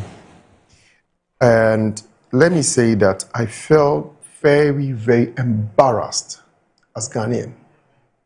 I was super embarrassed. And I think that even though we will talk about the Black Stars, wish them well, we can't also sweep that unfortunate incident that happened under the carpet. The day I read the story about Canada denying Partey entry into the country, I was very livid because the information was that Partey had been denied entry because he's going through a legal process in the UK. And then the question I asked, just like many others did, was what happened to the doctrine of innocent until proven guilty? Only for us to then get informed of exactly what happened. And I asked myself, really, is that what happened? But before we get into the details, when that information came out, Kofi Adams, the Minister for Sports, came out and said, condemned what happened. He was part of the people who said that Partey was denied entry just because he had a case in the UK. And that's the information he shared with us. And then told us that government was not taking it lightly and government was working on that. Beyond him, then you have our chief diplomat, the Honorable Minister for Foreign Affairs of our country. He met the press, and what did he say? He said he condemned what has happened and said Ghana was not taking it lightly. And we're doing everything possible to make sure that Partey was going to be in Canada, in Toronto yesterday, and was going to be part of the game. It was actually an assurance he gave us. He went further to say that, yes, they were engaging at a very high level. I don't know how high it was. He also talked about the fact that they were in a diplomatic engagement, and he was confident in that engagement that he was going to give us results. And he went further to also say that we also have an option of using a legal means to correct the wrong that has been done. What happened after that? We were told that we were in court. And for me, the conclusion at the time was that it means that the diplomatic engagement, the high-level conversation that was going on did not give us any result. So we had to opt for the legal process to ensure that our star man was going to be in Toronto. Then we went to court. And the court process gave us details of what actually happened. Moro, then we were told that Partey was not denied entry into Canada just because he had a court case in the UK. But it was actually because we told a lie. We said Partey had no legal issue. He was not appearing before any court. He has not been arrested. He's not attending court. There was nothing like that. Who in this world is not aware that Partey has an issue? Who in this world does not know? In fact, the UK Agenda Press, they've been on his case. And for me, I think that it was part of a way of putting pressure on us and making sure that our team would not concentrate. They have been talking about this issue. It is known to everybody. So who did that? Who told that lie? What lie? We are told that, well, someone filled the form for Partey. Did Partey sign? The answer is yes. And indeed, when they asked him in court, when they asked, the lawyers confirmed that, yes, it was Partey who signed it. Was he aware of the content of that form he filled? The people who filled it, why did they do that? And they gave us this embarrassment in court. On top of that, as if telling a lie to land us in a situation where the whole country were now fighting that we should get our star man in Toronto. We went to court with further lies. We went to court to say that, oh, Thomas Partey, he's been playing for Villarreal for the last 5 years. My goodness. doesn't know that Thomas Partey was playing for Arsenal last season, and he only joined Villarreal the just past season. And Thomas Partey, he doesn't play for some village team. This is an international star. Villarreal is a known team. Arsenal is one of the respected teams in the world. The EPL is the most watched league in the world. And then we went to court to say that Thomas Partey has been playing for Villarreal the last 5 years. Who gave the lawyers the briefing? Another one. We also went to court to say that Thomas Partey has never played in the World Cup. So this will be his first opportunity to play in the World Cup. My goodness. Was Partey not at Qatar 2022? The World Cup. Were we thinking that the judge wouldn't know that Partey was at the World Cup in 2022? To tell such a lie. So one, you told a lie. Because of that, you are denied entry. In your attempt to salvage the situation, you went with further lies. You know the people who filled this form, the people who prepared this visa application document, they were working on behalf of the Republic of Ghana. Is that the best representation of Ghana? Is that how best we can present ourselves as members of the Republic of Ghana? It's shameful. It's embarrassing. And who did this? Well, I don't know. But that's what we need to get you to the know, bottom of. The president actually set up a committee to organize this World Cup. Ministry of Sport is part of it. Finance, because they were raising money, they were part of it. I know GFA were also involved, among others. Foreign Affairs, yes, was also part of it. I think the issue is we need to get to the bottom of this. We need to find out who did this. So the question is, who was involved? Okay. Who did this? And the point is, the ministers, Okujeto Ablakwa, I'm not saying this because I have anything against him, but I think that sometimes he has to tone down the theatrics. It's too much. Let the work speak. Because you came and told us that you were doing everything possible to ensure that Partey will get to Canada. There's everything possible by telling the world that Partey has never played in the World Cup. It's doing everything possible. It's going to court to say that Thomas Partey has been playing at Villarreal for the last 5 years. It's everything possible by filling the form wrongly. No, but how do you blame someone like Ablakwa for that? You know what? If you make a promise, your promise must be based on something. Your promise must not be based on just mere talk. So if a minister says that I am ensuring that I'm going to get you result through diplomatic means, then you are suddenly getting at something. He failed. Nothing came out of it. The high-level conversation he was talking about, what came out of it? Nothing. And they went to court with this information. So wait a minute. The GFA people, the football people, the Ministry of Sports, were they not aware? And honestly, I will, even though the minister, it's not the minister's responsibility to check the issues you are taking to court, but considering the things they have said, I am tempted to believe that if you are the minister, you ask, so in this case we are taking to court, what is our story? What is our case? You mean who? You mean the sports minister? Both the sports minister and the minister for foreign affairs. Okay. Because before the foreign affairs minister will engage his counterparts or whoever he was talking to, I'm sure he will receive some briefings before he will engage them. What sort of briefing did he receive? What sort of verification did we do? I think that this embarrassment they have caused us is something we cannot sweep under the carpet. I'll only leave it here because let us concentrate on the Black Stars, make sure we win. But to quote Koko Anyidoho, heads must roll. This embarrassment, we cannot accept it. But another thing about the World Cup. Please be brief. I'll be very brief on that. It's about something. I'm a bit restrained because the person I want to talk about as an individual and also the office the person occupies. So I'm very, very restrained. And it has to do with the Chief Justice. Maybe Shamima will help me.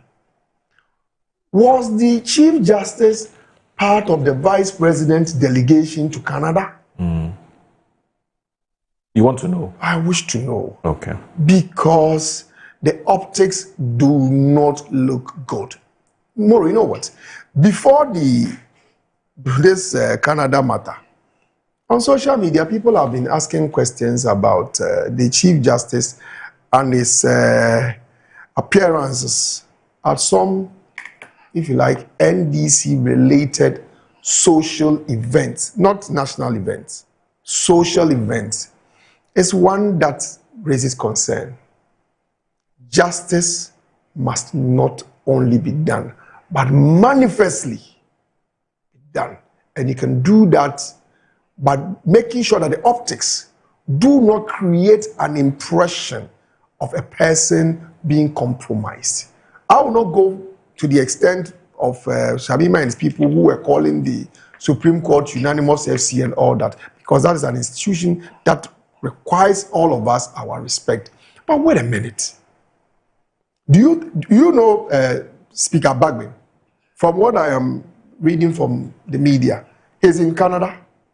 Yes, to watch the game. He was there yesterday to watch the game.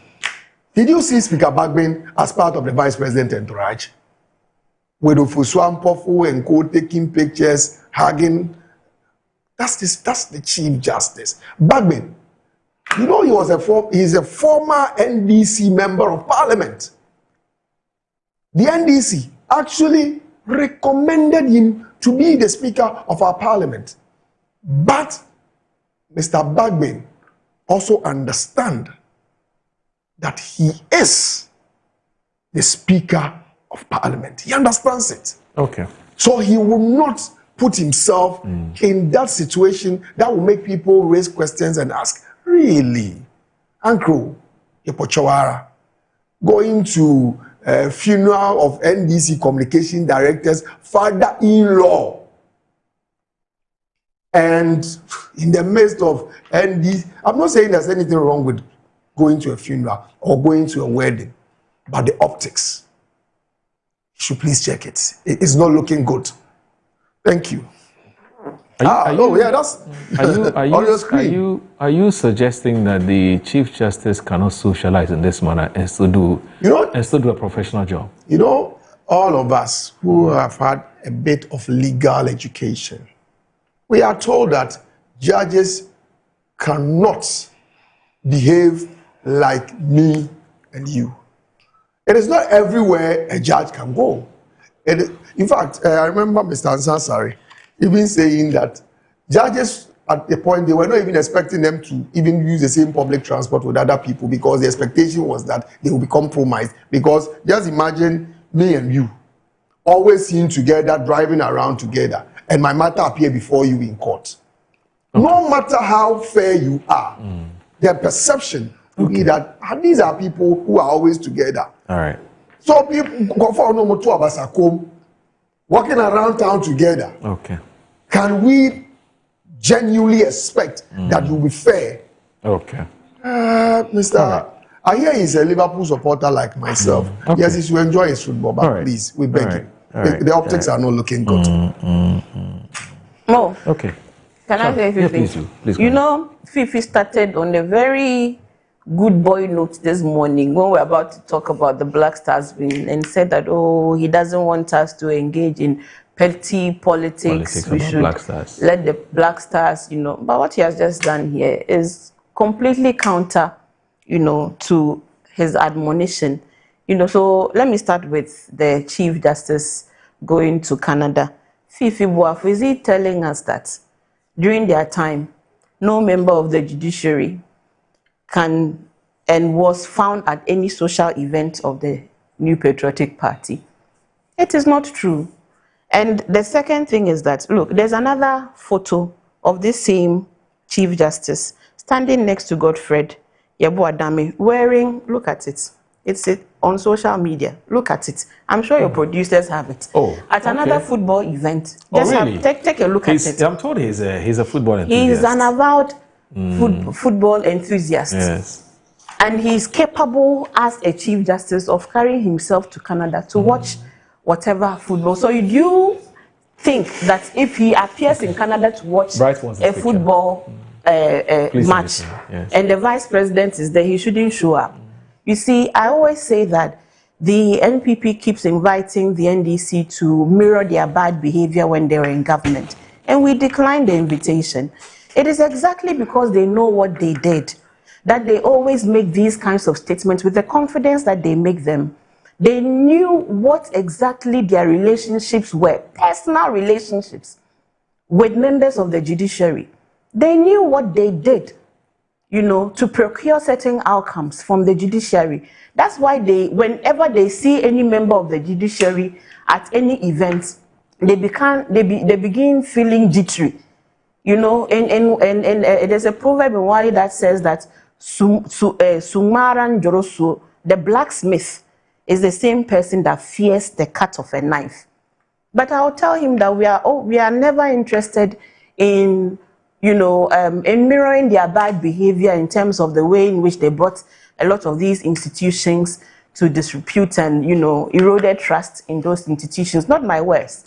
Not my words. These are the words of Afrobarometer. At the end of your tenure, they said categorically that under your the President Akufo-Addo and Bawumia, trust in our accountability institutions had come to an all-time low. I think that the epoch of that kind of issue was the rallying up of Supreme Court judges in record time, within hours, to sit on a matter that eventually outcome benefited the opposition. So let me assure you that as a government, under the leadership of President John Dramani Mahama, we are not interested in continuing with your bad behavior in terms of influencing and manipulating, you know, the judiciary. That's why Afunyo Markin can say that he has no respect for a high court judge, because Afunyo Markin knows exactly the things that they can do to corrupt individuals and institutions. So he believes that any decision of a judge or a justice must have been influenced.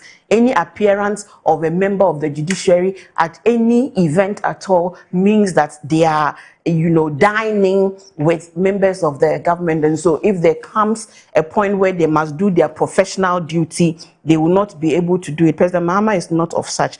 And I think that we all understand the nature of President Mahama and his non-vindictiveness. So you may criticize him all you want, but if you want audience with him, recently, look at Suleiman Abrahima of Media Foundation, the likes of Manasseh Awuni.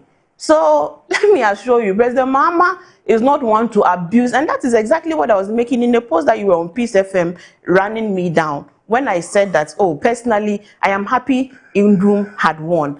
And it means, and I'm also happy that President Mahama is not vindictive. What I was saying is that we all know on record how critical Dr. Papa Kwesi Indum was of President John Dramani Mahama.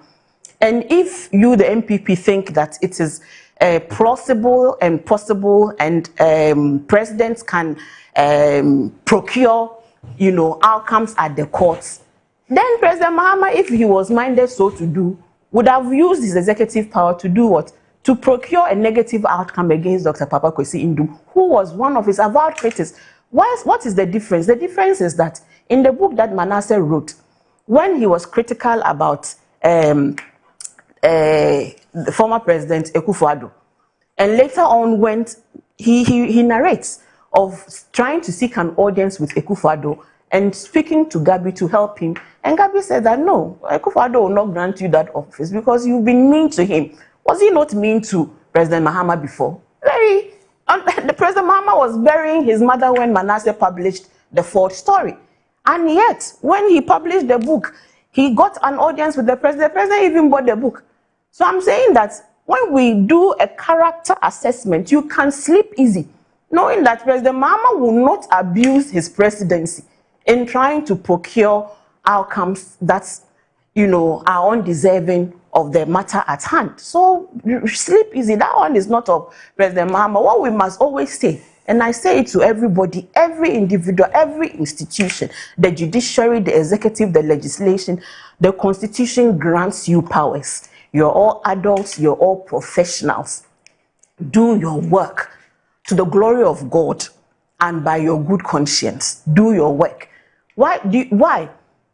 Historically, they have told us that sometimes when a government changes, then we begin to witness a change in approach of, let me just use the security agencies, because all of a sudden they want to act in ways that, make them appear like they are in support of the government. Do you think that they do that because anybody in government calls them to say that, hey, correct your stance? So institutions of states must act independently.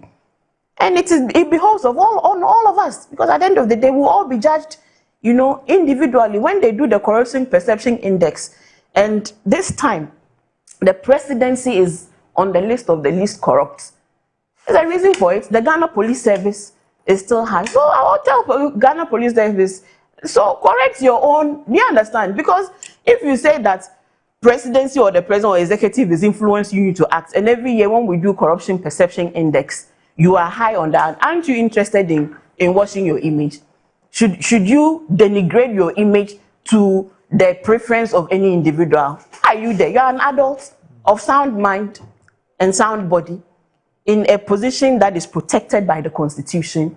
Act independently. If you think anybody is unduly influenced, you let the public know, because we have a very aware society. So be rest assured. And it is unfair.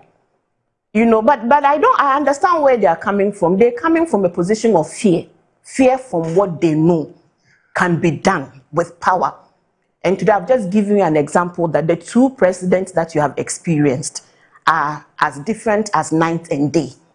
Whereas you experienced a leadership that you saw, acted, participated, connived, collaborated in the desecration of our accountability institutions. What we have today is a marked departure from that. So that's with it. Let me come to the Thomas Partey issue and the mischief that my brother went into.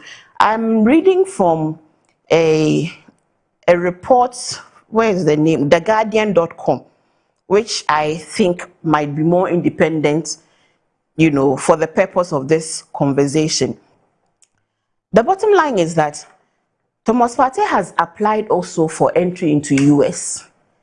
And he's been granted entry into US. At the time that you are denied a visa, Moro, are you always told at that point why they've denied you, they're denying your visa? When we go to American embassy and they deny you your visa, they tell you that we are sorry you don't qualify for a US entry permit at this time. Hardly would they tell you the reason.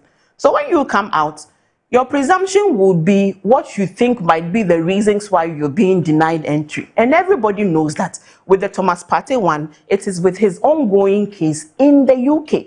Now, let me read what's in his understanding, which I believe, because I have not read the full judgment, but this is the report that we are being told from the Standard, that the judge in his judgment sided with Canada's, this is the appeal, ruling, sided with Canada's immigration rules and said Partey failed to show grounds for emergency relief.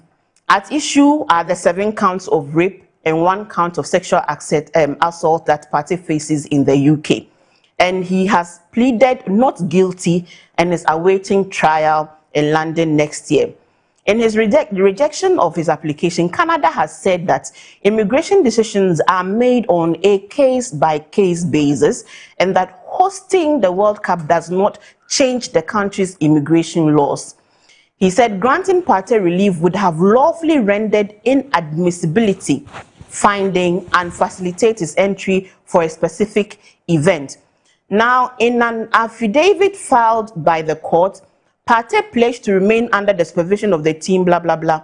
And then he added, in quotes, I have not been convicted of any offense. I have pleaded not guilty, and I remain presumed innocent. Even in the UK, that he is about to face trial, he's able to go in and out of the UK. Do you understand it? So the same grounds on which you say that they lied are the same grounds that the motive cannot be vicious, because these are all public. You have given us scenarios that are public scenarios, easily verifiable by the click of a button. So what kind of malicious intent will be behind the deliberate falsification of information to deceive Canadian immigration, officials for party to come into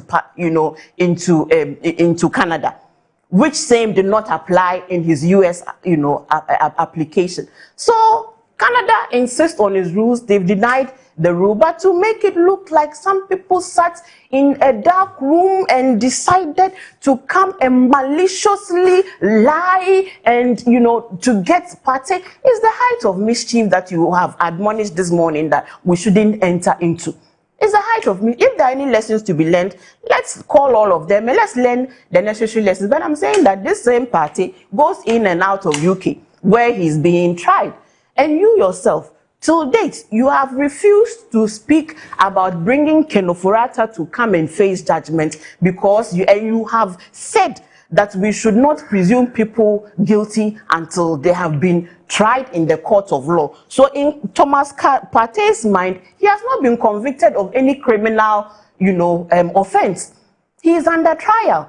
So perhaps those who fill the form assume that to the extent that you are not a convicted criminal, and you have denied your culpability in the charges against you, perhaps that's their understanding of it. To make it look like there was a grand agenda to deceive Canadian immigration, which grand agenda didn't happen, in the case of the application for the US entry visa, which grand agenda didn't happen in Thomas Partey's ability to fly out of UK and fly back in because they know he's not a flight risk and will be available. Do you understand what I mean? Absolutely. So I'm not talking about the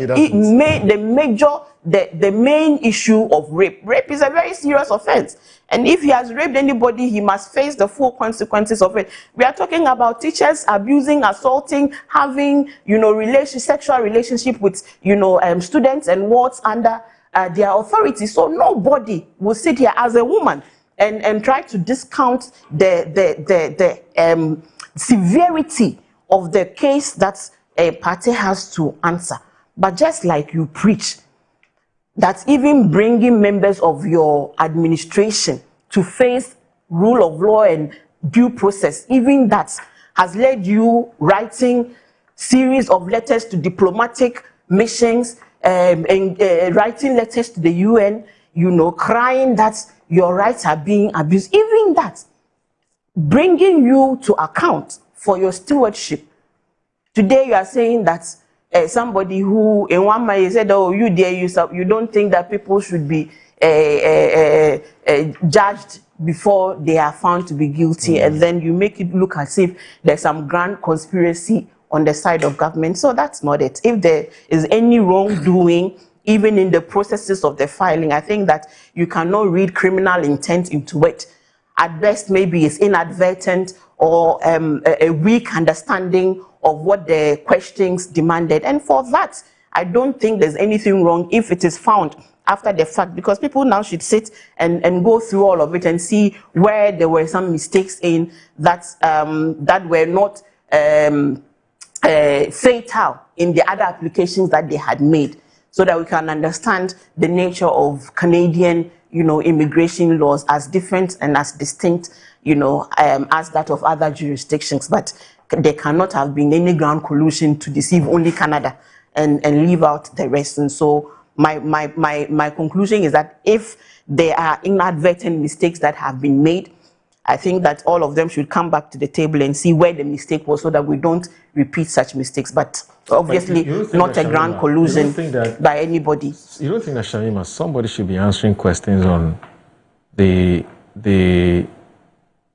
for answering no when the question was asked about whether he's ever been charged for any criminal offense in any country, and the person said no.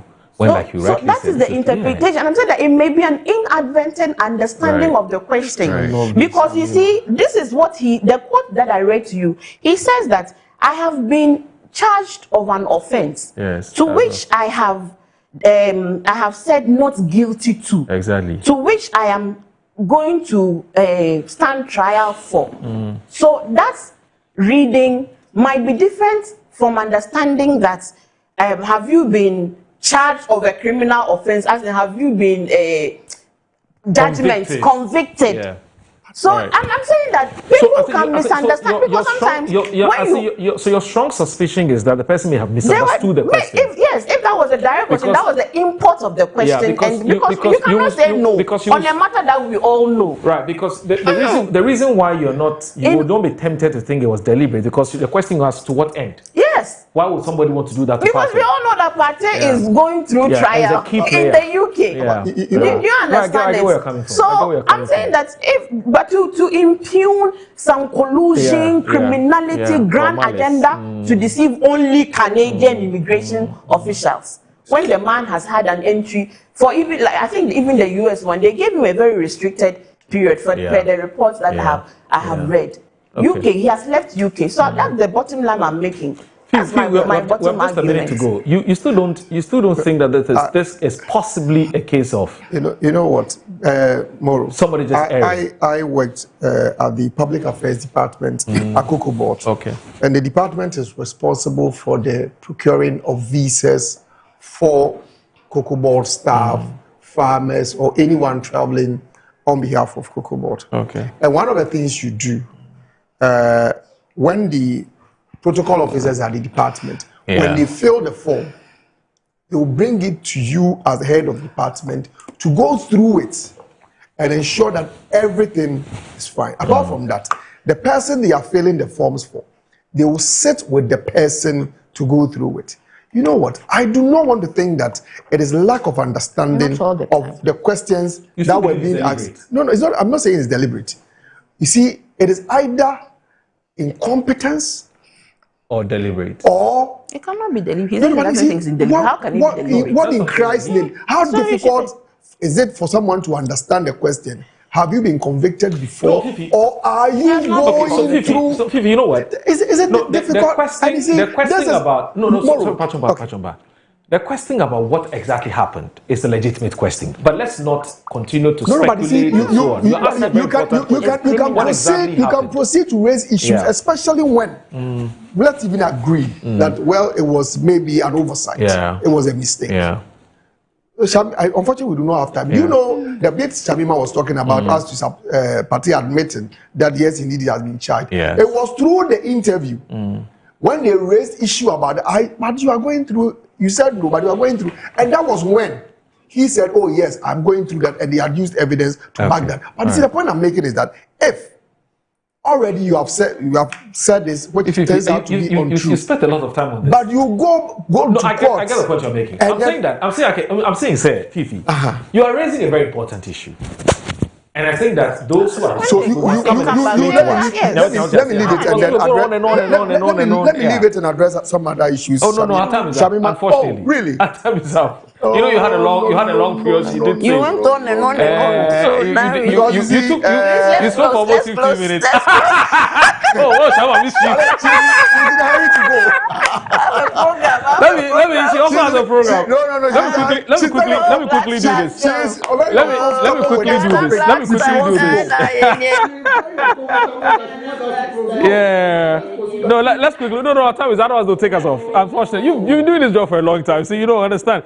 But anyway, so Zoom Lion Ghana Limited, NADMO Ghana.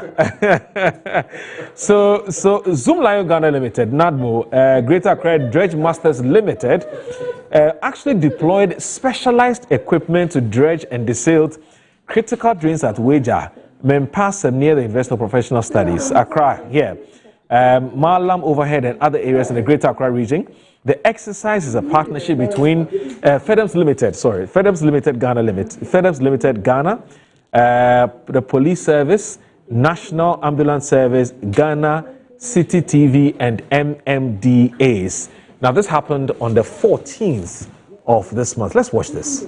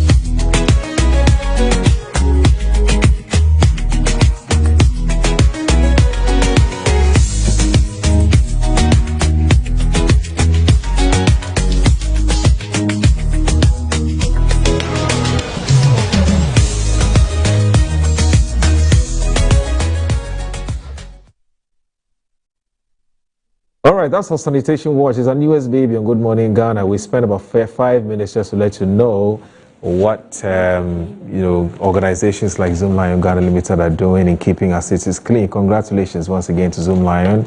You've been such a blessing to this country, a blessing to Mother Ghana. I've said to you that one of these days I'll be walking through the number of African countries that Zoom Lion is currently operating. I mean, they are treated as 10 gods. Yes, 10 gods. They're worshipped there.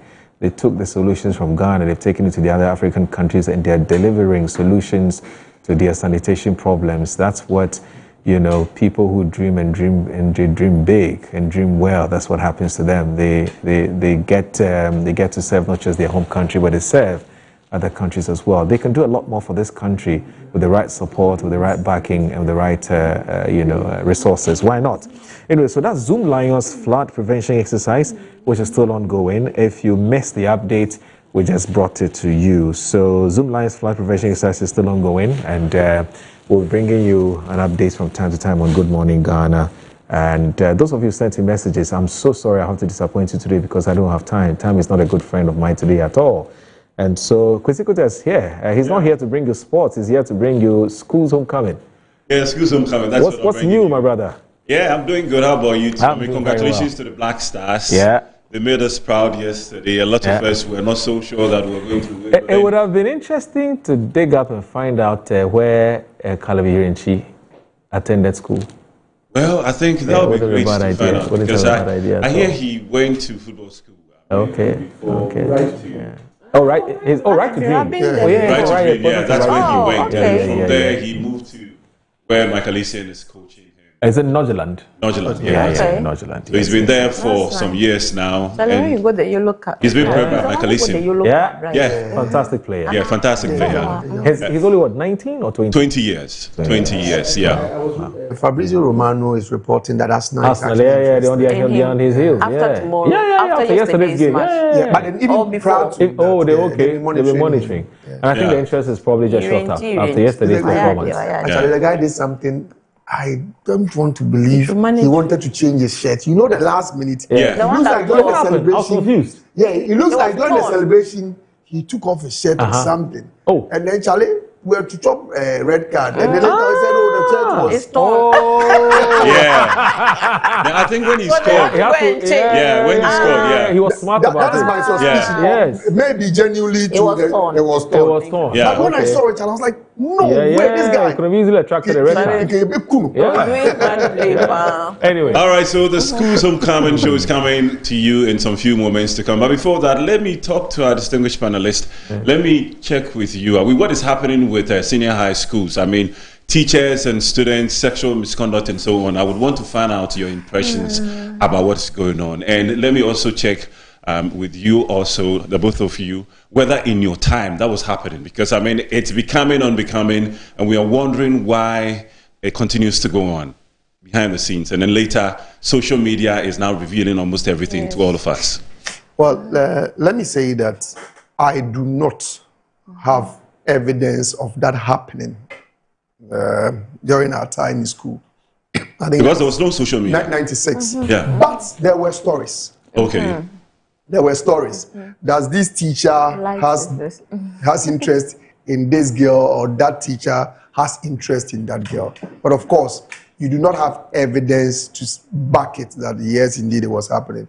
But it's unfortunate, honestly, and so disappointing that a person who is under your care, a person you have a responsibility to protect, a person you have a responsibility to groom, you rather take advantage of that person. I do not subscribe to those who say that, well, the Nkwalani and Nkwalabone or the kids are bad and all that. Yes, they may be bad, but between a 16, 17, 18-year-old girl who is actually vulnerable, because like the stories they go around by saying that, oh, okay, yes, I won't pass you, I will not give you a good grade, and I will not give you extra tuition and all that. They are vulnerable. So if you take advantage of them, and I like the bit Kofi, as I was talking about, that there should be a special dispensation. Legal provisions to address sexual relationships. To address that, because it is not just the fact that the child is more than 16 years. So well, there's no defilement, and if there was consent, it's a two consenting adult having a sexual relationship. There's some level of vulnerability, because just imagine a school kid. You tell the child that if you do not allow me to have this relationship with you, I will not pass you. That young child may fall for it. And it happens same in offices and stuff like that, where bosses take advantage of their junior colleagues and all that. For me, it is wrong thing. Say Juza. Say believe wonder why I brand step out there and go and tell the lady that I like you. You're not someone you're supposed to take her off. It's so wrong. We should not glorify it. And unfortunately, if you go on social media, what you rather see is people making fun of it, people rationalizing it, talking about the act itself. Glorifying the act, That's what is going on social media. It makes you think that, well, after all, it is not bad after all, because somebody says, so if, they look at the kids, what they are doing, so they may be doing that, so the women, you should check yourself. It's as if it's right. It's as if it's perfect. No way. We must have standards in our country. It is not everything that we will encourage. I have not watched the video. I have. But you are not supposed to consume that. Well, I had to. I had no option not to consume. No, because the truth is, when it came out, the way people were talking about it, and I had to watch it just to be able to make my impressions about what is going on. A pornographic material which was procured. Because these are two people, you recorded them without their consent and all that. There are issues there. Yeah, Phoebe. It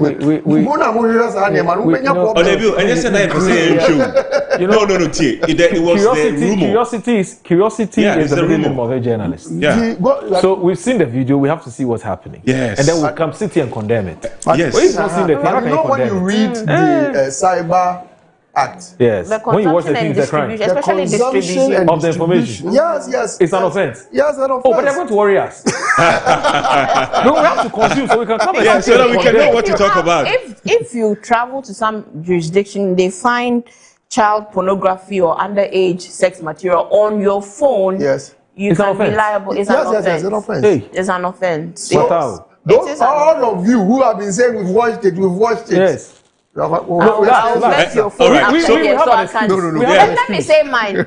No, I'm going to give you the chance. But then to add to what you're going to say, I wanted to find out from you. The Ministry of Education has got code of conduct for teachers, which they are very much aware of. But then it keeps on happening. Why do you think it is so? Is it because of implementation or?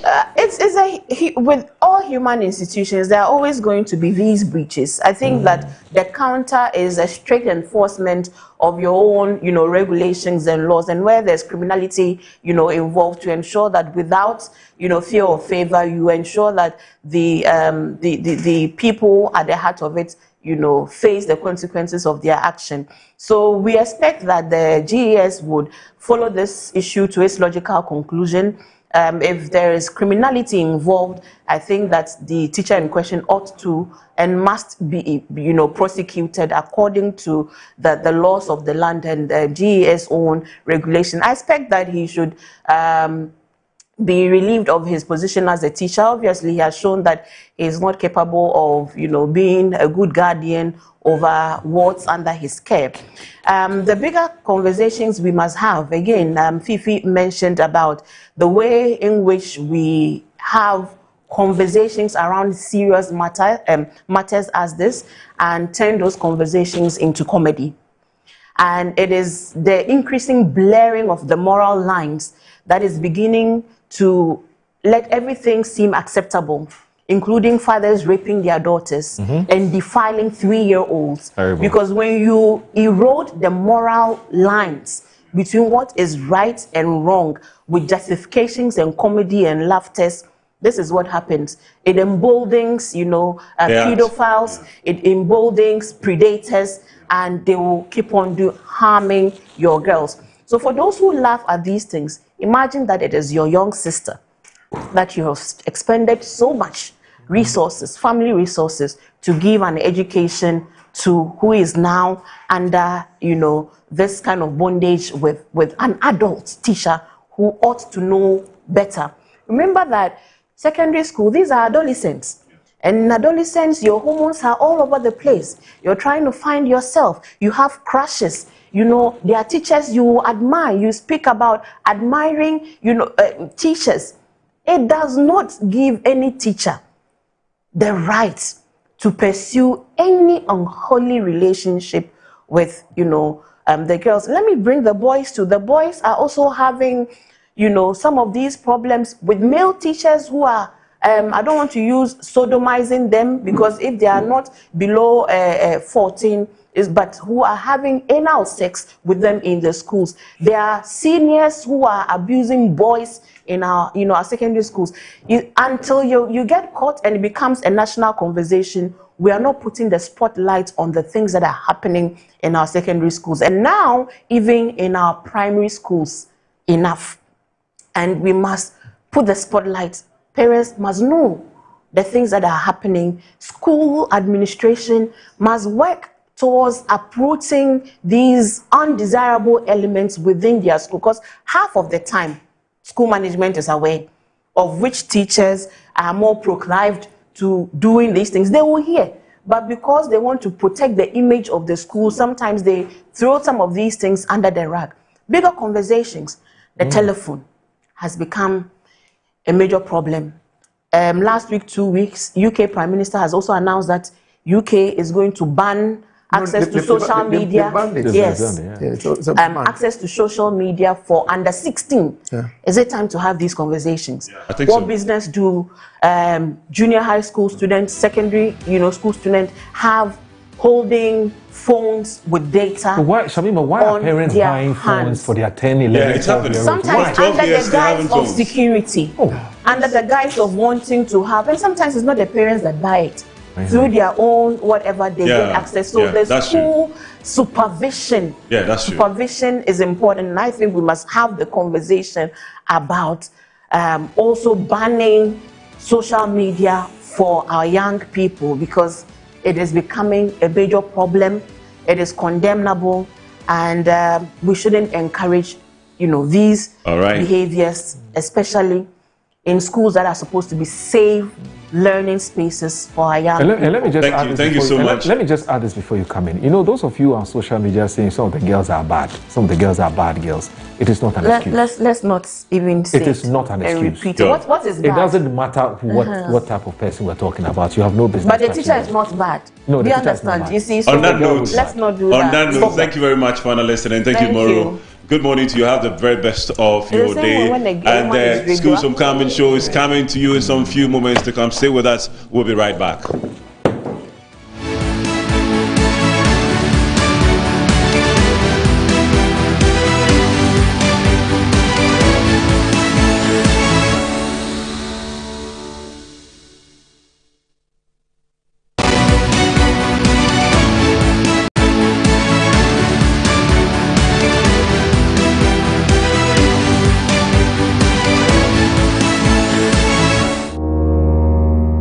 Finding my dream apartment in just 2 days was a breeze with 7terragh.com. Looking for your next home, the perfect piece of land, or the best commercial property for your business? Are you worried about sending money home for property and finding nothing when you return? Well, worry no more. 7terragh.com is just a platform to find prime lands, perfect properties, or vibrant real estate development at the click of a button. 7terragh.com is your go-to property listing platform that allows you to register, list, rent, buy or sell, and connect with correct agents. With our AI-powered smart search, personalized dashboards, verified agent connection, and interactive property maps, all your property needs have been made easier. Check us out on 7terragh.com or contact us on 0302-998-246 or 0561 032 252.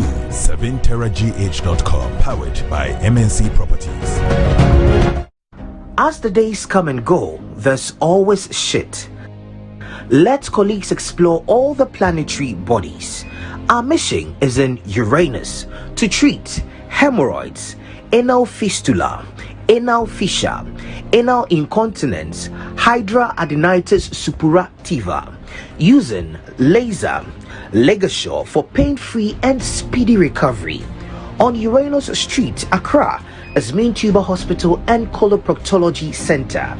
Trust Uranus with us and we will delight you. Visit Main Tuber Hospital today or call us on 0244 581 541.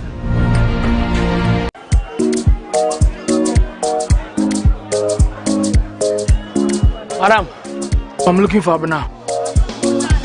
Abena, there is someone looking for you.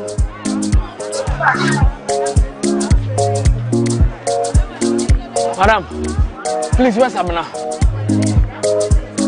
Abena, yes, ma'am. Is this who you are looking for?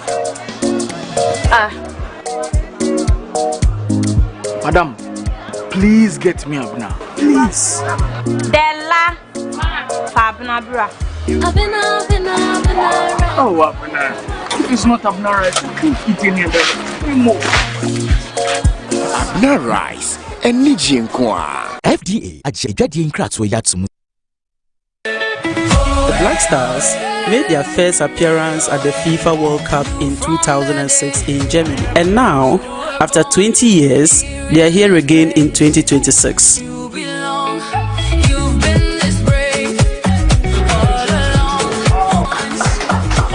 Nothing Petacek could do. Imagine you had invested in genuine lands back in 2006. Just imagine how much it will be worth today. The best time to have made investment in land was yesterday. The second best time is now. As you support the Ghana Black Stars to victory in this World Cup, Estate Masters is also supporting your dream of owning genuine land with unbeatable discounts on outright purchases on our various sites. We offer you free site visits and free documentation. Estate Masters, your most preferred estate partner.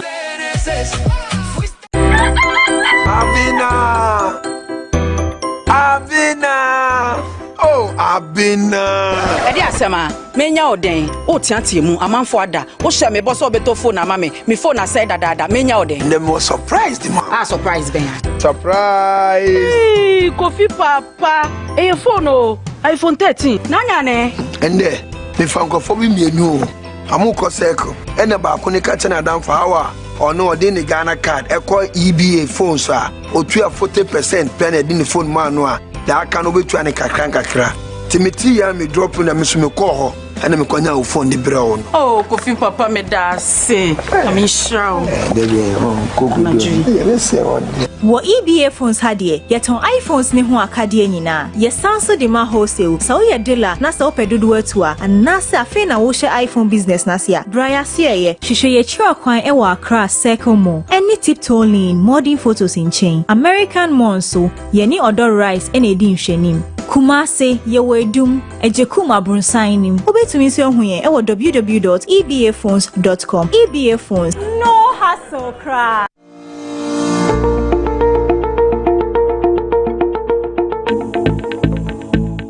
West Africa stands at a defining crossroads. A region rich in opportunity, yet challenged by fragmentation, policy divergence, and structural constraints that continue to limit its full potential. The African Continental Free Trade Area offers a historic pathway to unlock trade, strengthen regional value chains, and accelerate economic transformation.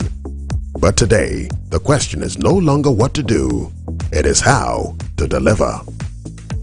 Join live on 30th June 2026 at 11 o'clock GMT on Metro TV Ghana, DSTV Channel 277 and Abbott's digital platforms for the 5th edition of the President's Round Table on the theme, Financing Integration in a Fragmenting Region, Making AFCFTA Work for West Africa. This high-level dialogue is designed to move beyond discussion and drive action, to identify bankable cross-border anchor projects that deliver tangible impact within the next 12 to 24 months. From transport and logistics corridors to digital trade systems to export-oriented manufacturing value chains, this roundtable will spotlight solutions that transform ambition into measurable results. Participants will address critical questions. How do we unlock financing for regional projects? How do we overcome regulatory barriers? How do we secure strong joint suffering commitments? This exclusive event, broadcast live from the Metro TV studios in Accra and convened by Dr. George Ejekum Donko, President and Chairman of the Board of Directors of EBID, will assemble policymakers under the theme, Financing Integration in a Fragmenting Region, making AFCFTA work for West Africa. The vision is clear. The opportunities are real. Now it's time to deliver. Tune in on 30th June 2026 at 11 o'clock GMT on Metro TV Ghana, DSTV Channel 277 and EBID's digital platforms for the 5th edition of the President's Round Table. Mark your calendar and stay updated on this event via EBID's digital platforms. ECOWAS Bank for Investment and Development. EBID. Transforming ECOWAS communities.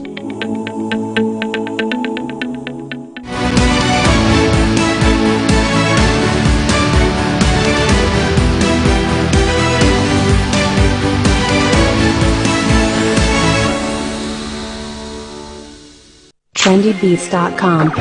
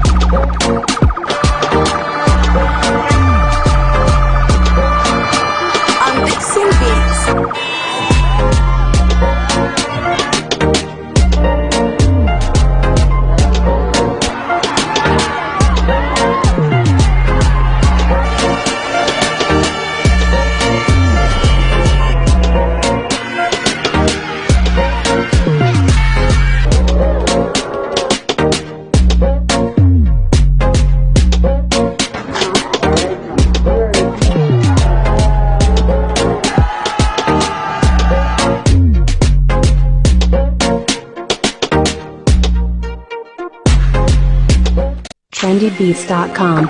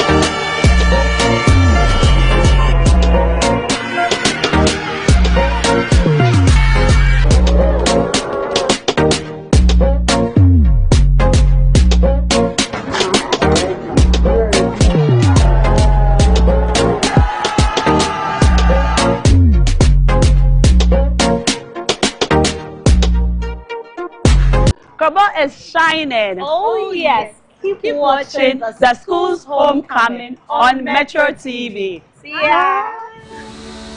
Hail Adisco, hail Adisco, we shall never be beaten, we shall always bear the palm. Hi, I'm Eugene Kovna Davis, 2002 year group at Saddle College. Hello, my name is Eko Krentel, 2002 year group at the Saddle College. Keep watching Metro TV School's Homecoming.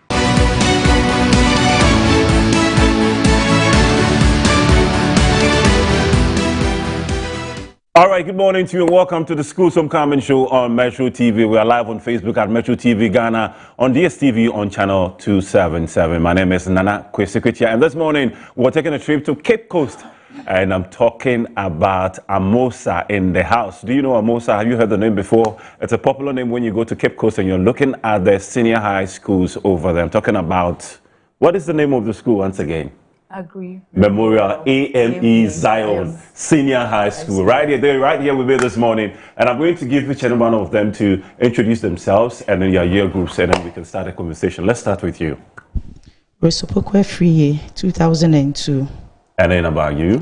My name is Augustus Akwe. I'm the 2002 alumni secretary. Secretary. I thought you were an organizer, so, but that's fine. I'm the organizer. You are the organizer. Oh, that's how it is.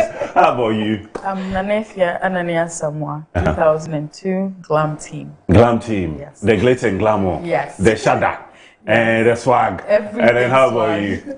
My name is Mubarika Audu. I'm also of the Glam Team, and I'm also 2002. Hey, Glam Team with the Muslim. That's fine. I mean, we're going to be talking quickly about the history of your school. Who is going to start with us? So, our school began in the year over 80 years ago. 80 years ago. Over 80 years ago in 1948 in Cape Coast. Now the school, like many schools in that time, I mean, housed a lot of students predominantly from the Cape Coast region.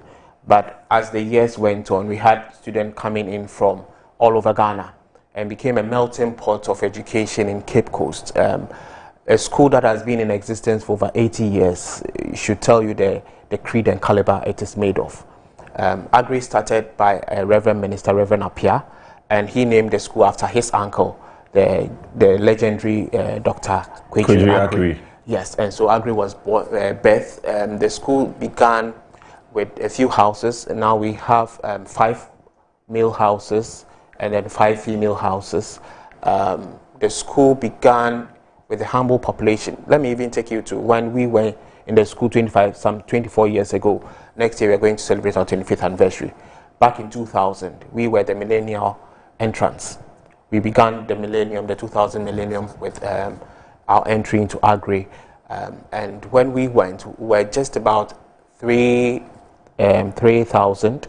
And now the school has grown to close to 6,000. And so Agri, if you're talking of Agri, then you are talking of pedigree. Pedigree. In terms of education, in terms of molding young minds into responsible adults in future. All right. So, I mean, what about your school that makes you feel so good when you're telling people that I went to Agri Memorial AME Zion Senior High School? Okay, I would say with me, it was more about how we all come together. At entertainment was my best. Yes, it's always your best. Yes. It's written on your face. I mean, it's written on your face. I used to dance. I used to dance. But you still dance. Oh, now I mean, these are exclusive, but that's all right. Let's go on. So entertainment was the best, like I would say. And then also the girls' side, we used to always have fun. I mean, we used to always have fun. So we can create some fun this afternoon. Don't worry, we'll talk about that. Let me talk to you. Okay, so Agri is a school that has a unique feature on its own. Okay. It's the only school that can be a boys' school and a girls' school and a mixed school at the same time, because we have the boys' side and we have the girls' side. After school session, when you're at the boys' side, it's the boys' school mood altogether. If you come to the girls' side, it's girls' school mood altogether. So we have that feeling. So there's a lot of vibe in the school. And as you said, our entertainment was one of the best entertainment on the Cape Coast terrain. I just knew you would support it. Entertainment, it's the best you can get. And then, so I think that's shaped us in terms of our lifestyle, the people you met, and the excitement when you meet your school. So there's a lot of pride in that. I'm going to give you the opportunity also to speak about your school briefly. Okay, as they said, and when you come to Agri, the school is very disciplined. The boys make sure that they discipline the girls. So you don't just walk anyhow. You have to always make sure that you are on point, because when you are not on point, the way the boys will disgrace you. They will point you. Charlie, it's not easy. They will deal with you. And they always make sure that you are safe. And that's good. And as my sister said, entertainment, you can't get it anywhere. You want and to you know that. all the other schools, when it's time for entertainment, you see a disco or gasco and other coming around because you are the best when it comes to entertainment. All right, so 2025, when it comes to the Schools Homecoming show, there's one particular thing that we look at. Some of the projects that alumni go back to their school to do for their schools. 2025, what has the alumni been doing? It could be any year group at all that you know about. I know that you have yours in 2026 this year. We're going to be getting into that conversation, but let's talk about 2025. Who's going to start? 2025, 2001 year group, they had their project. That is the ICT Center. Okay. And Charlie, if you see the place, I think you should go there and look at the Yeah, I place. think we have some few videos from you. We might be showing them as you're talking. And they refurbished the whole place. Yes. Initially, it looked like what? There was nothing. There was nothing there. Yeah, but you know, it was a new building. Okay. So they actually started everything. They bought computers, gave internet facilities and other things to the students over there. Yeah. And that's just what they've done so far, 2025. Yes. Yeah, 2025. All right. So away from that, we're now going to be talking about your personal experiences. I know that there's entertainment here, but let me find out from you, my brother. School time, the bad and worst, moments. Okay. So springing from what Rose said and what all the ladies said about entertainment, that is undisputed. But we are not just about entertainment. Rose talked about the gentlemen always checking, making sure the ladies were in line. It goes both ways because we were in a mixed school. It created a very competitive edge sense of because discipline. we had this thing we call the red line. After every term, the academic positions of the students are graded. And then they'll placed place on it the boards. motives so there's always a red line to cut off those who underperformed. And so if you're a guy and you fall short, know that you are going to be trolled. If you're a lady, you are going to be trolled. And so it created that competitive edge among us. Yes. I was in the general arts class, the languages class, You did Arts literature? 1. I did literature, I did French, CRS, and history. Now, in my class, it was noted to be the girls' class. Why? Because a lot of ladies trooped to the literature class. That's why you're still looking fine. So, I mean, by virtue of the fact that I was surrounded by a lot of ladies and the other gentlemen were in the class, we always had to make sure that our academic level was on point so that we won't have Be laughed at. Exactly. So that's one good thing with Agri. Let me talk about the good first. I remember when we were in Form 3, I was in Kesley Hayford House, Casford, and I had a mate who was late for assembly. So normally when we go for assembly, the housemaster will come and inspect the house before he comes to assembly. And one of our mates was late. So the housemaster saw him, but didn't see the face. He was bathing. So the housemaster saw someone running with a bucket and then came. So he called all of us one by one from class. So the house prefect came around, called me that, oh, Charlie, so and so was bathing, and DB. Our housemaster was Mr. Dasboni. We called him DB. So DB caught him, but we don't want to give him up. So when he calls you, this. So eventually, all 12 inmates of the dormitory were asked to read. And that was our bonding, one of our bonding moments in Agri. We stuck to each other. We always had each other's back. And that is one thing that has carried us in life. In Agri too, there was a sense of style. You couldn't dress anyhow on campus. You just couldn't dress, whether you're a lady, whether you just always had to make sure your shirts were ironed, properly ironed. You were always on top of your game in terms of style. And that has also shaped us. You talk like a headmaster. Yeah, I mean, come on. No. It's as if you prepared block by block. No, how it has to go. You know, you've suddenly taken me to Agri Campus. Yeah, that's what the show does actually. It was a different feeling there. Yeah. After all the hurdles we do within the week. And when we were even in Form 1, when we went in 2000, the school was about to celebrate the 60th anniversary. Yeah. So it was huge. Yeah. It was back-to-back roll calls, grounds work. You go for grounds work. After grounds work, you are going for gymnastics practice, or you are going to do something in connection with the speech day. To the point that I remember one dawn, 2 a.m., the compound prefect rang for roll call for Form 1s. The boys, we got to the quadrangle. The guy came and he was like, during grounds work, I lost my chobok keys. So who has found it? 2 a.m. He summoned all of us. Just to be able to find out about his chobok key. He was studying and he was hungry and he realized that he's misplaced his chobok key. So it's all created to that excitement. Yeah. I mean, after Agri, we've gone to tertiary, we've done postgraduate programs and all that. But the bond among The bond is still there. That is stronger than even those that's who what formed in keeps alumni tertiary. going. Yes. Let's find out about you also. Some of your worst memories. I mean, one of them, an example. Or you want to go to the sweet memories? You like the sweet memories? Okay, I remember when I first came to the school. When I was in Signifia House, the only house on campus. No. Yeah. Catholic kids. Yeah. I see. I thought you were going to say Lucille because Lucille is a girl's house. No, Catholic. So you have the mic. They are just teasing you. Forget about that. Okay, so I think when my dad left, I was still standing in front of the drum when a senior came. Evelyn, she came to jump on my trunk and she destroyed it. Then I shouted, "Hey, senior! When you said now you're no best say I only say this kind of toy." That was my worst day on campus. The way that lady dealt with me, I nearly stopped the school. Wow. You just mentioned her name. Yeah. She's going to deal with you. Oh, she knows. So I have to report her to one of the house mistress to warn her to stay off me. And she did that before you were able to be safe. Yeah. I see. All right. And later she came around that she have issue with the boyfriend, so I should write an apology letter for the boyfriend. And you did that. I'll let you also write a letter for me before we leave. Let's come to you. Let's talk about your wonderful glitz glamour school days. Let's talk about that. You and your first lady. Yes. I would say I don't think I had any bad experience, to be honest.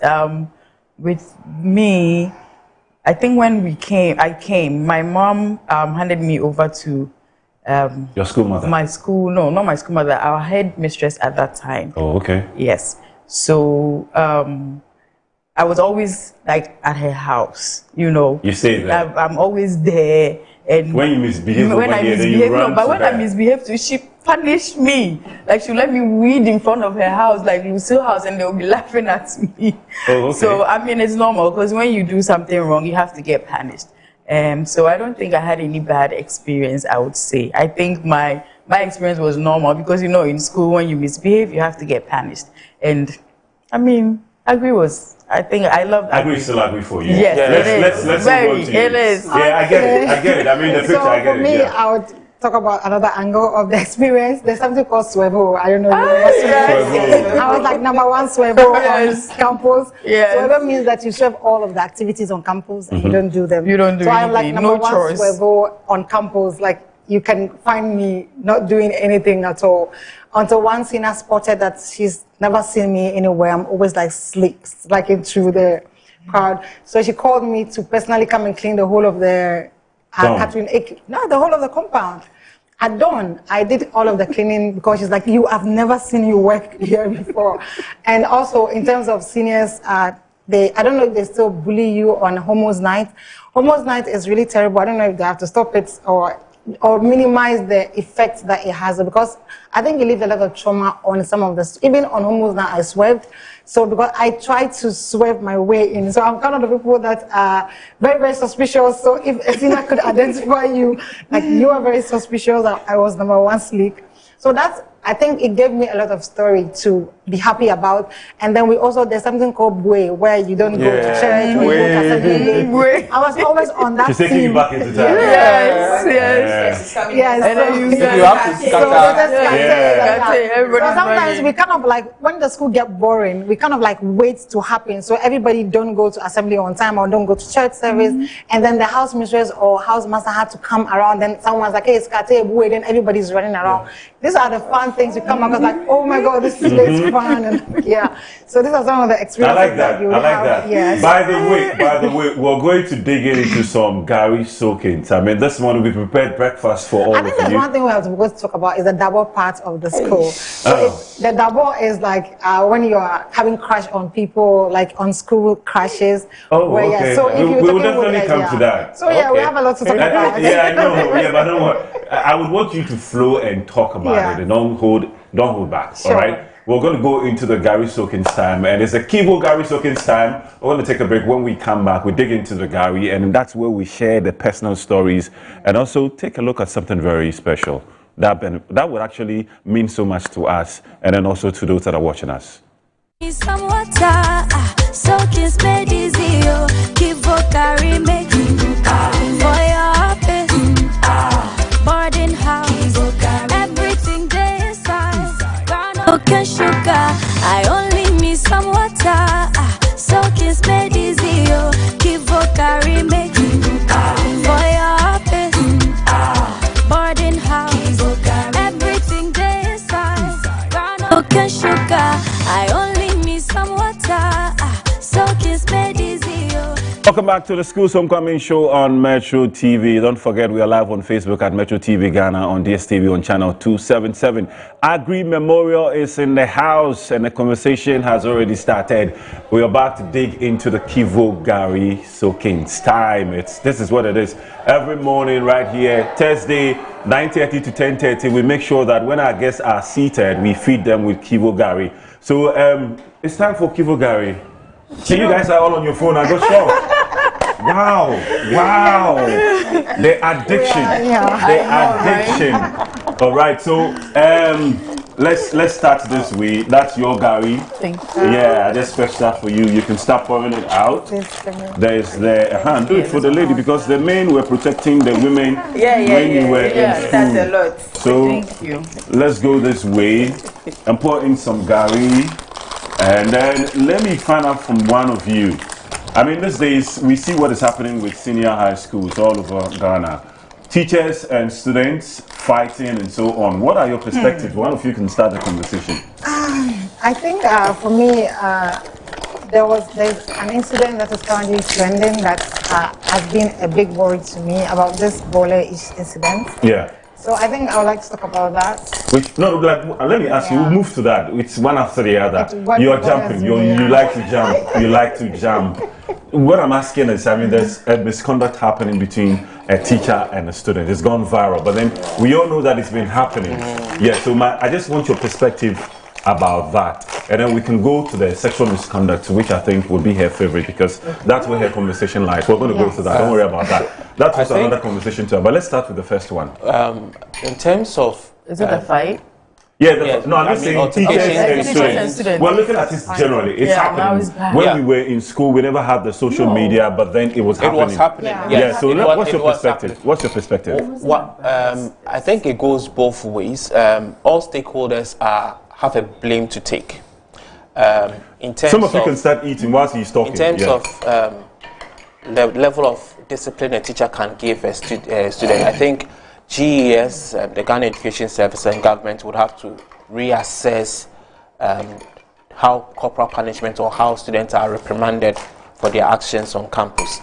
Again, for teachers, I feel there should be a lot of refresher courses for teachers, especially for teachers in senior high schools, because at that time, the child has gotten to a level of enthusiasm, a level of exuberance that makes him or her try to be an adult at once. So for you, the teacher, it will demand your restraint and understanding that what the child is going through or an action of the child might necessarily not be a willful action, but sometimes there might be an underlying, the person might be traumatized, the person might be emotionally unstable. That is why they mete out these attacks. I remember that after SS, I taught for a year before I went to uni, and there was a young boy in my class who always wrote from the back. So if he was writing B, the B will face this way, the D will face this way, and all that. I didn't understand him, but I was always trying to encourage him to write better and all that. Now, fast forward years later, I saw an Indian movie like Stars on Earth, and I realized that the boy actually was dyslexic. Now, here is the case. This boy was dyslexic. If I was the teacher and I was always beating him for writing that way, that was not his doing. He didn't... It was a condition. It was a condition, and I feel that is the level at which a lot of youth who misbehave on campus are. There is an underlying problem. Are you saying that there are a lot of bipolar students at the moment in schools? Not necessarily bipolar, but there are a lot of academic deficiencies. There are a lot of psychological deficiencies. And you think it has to be assessed. And so teachers should not jump the gun to always reprimand students for something they did. They should look out to see why they're behaving the way that they... What's your perspective on that? Okay, I think when we went for the speech and prize giving day this year, I was talking to some of my colleagues and I was telling them that when we were in school, there was this kind of fear. Though we would do the bad thing, but we would hide them. But looking at the students, you hardly see students coming close to Moses, touching them, that kind of thing. But it seems that this students that we have, they don't care. Even fear anything. They are not afraid. Yeah, they are not afraid of anything. They'll jump in when the cars are coming in. They'll jump in. They don't really care. Kind of thing. So they don't. They live freely. They are not scared. I see, free range. Yeah. That's what is going on with them. Now let's talk. They have spoken about the misconduct between teachers and then students. Let's talk about the sexual misconduct. I know it's your baby, so let's start a conversation with you. So I think not generally not only for the students, but I think it's a woman issue that I am concerned about generally in terms of the way what women have to deal with growing up right from your childhood. Women deal with a lot of things all the way to our age. We're still dealing with. You get to adolescent before being an adult. Even when you are an adult, you still experience this kind of harassment. Let me put it there, as your daily life. So it becomes like a norm that every time it is us women that we have to be the one to prevent men from harassing us. So this is why I am concerned about this incident. And the reason why I'm concerned, the fact that they are not protecting this lady, and then she's all over social media. And I'm thinking about what is she going through at this moment. She could commit suicide because her face is everywhere, and then the way that they treated this accident crash victim, are they not doing the same thing to this? Stop sharing this girl's photo, stop commenting bad things about her, because men in authority is a different thing together for women. So if you're not smart, understand how to maneuver your way around them, you're always like the victim. And then some threaten these girls that if you don't do X, Y, Z, I'll not do ABC for you. And then this girl could be in this position because of all of the things that this man is telling her that he's going to take away from her. And then she has to give in. And this giving in, she could be traumatized for life. And she remember that incident and she'll be in pain for the rest of her life. Who is talking about this girl? Who is talking about her in terms of psychological treatment or talking to her? Understand that you're not the only one who had been through this. Nobody is talking about it. I haven't seen any women group talk about it. And I'm sure that, from what you're saying, with her situation, they have... And she's not the only one. No, I know. I'm just saying that with her situation, I know that they'll take her to a psychologist, someone to actually find out what's really going on in her head in terms of the trolling that's happening on social media and so on.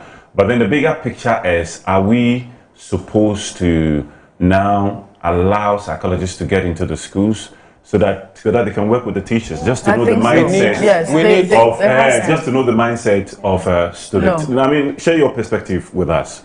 Share your perspective, With what she was saying, I'll just continue with that. I also feel that sometimes with social media, it's not working for the kids at all. They think that because this person is doing this, I also have to do the same thing. Not necessarily. Maybe she's been, maybe the teacher is saying, I'm not going to do this or that because you have to do this. Maybe she really wants to do it because somebody else did it and they told her. Now it's so bad with the kids. I'm telling you, I have a 20-year-old, and it's so bad.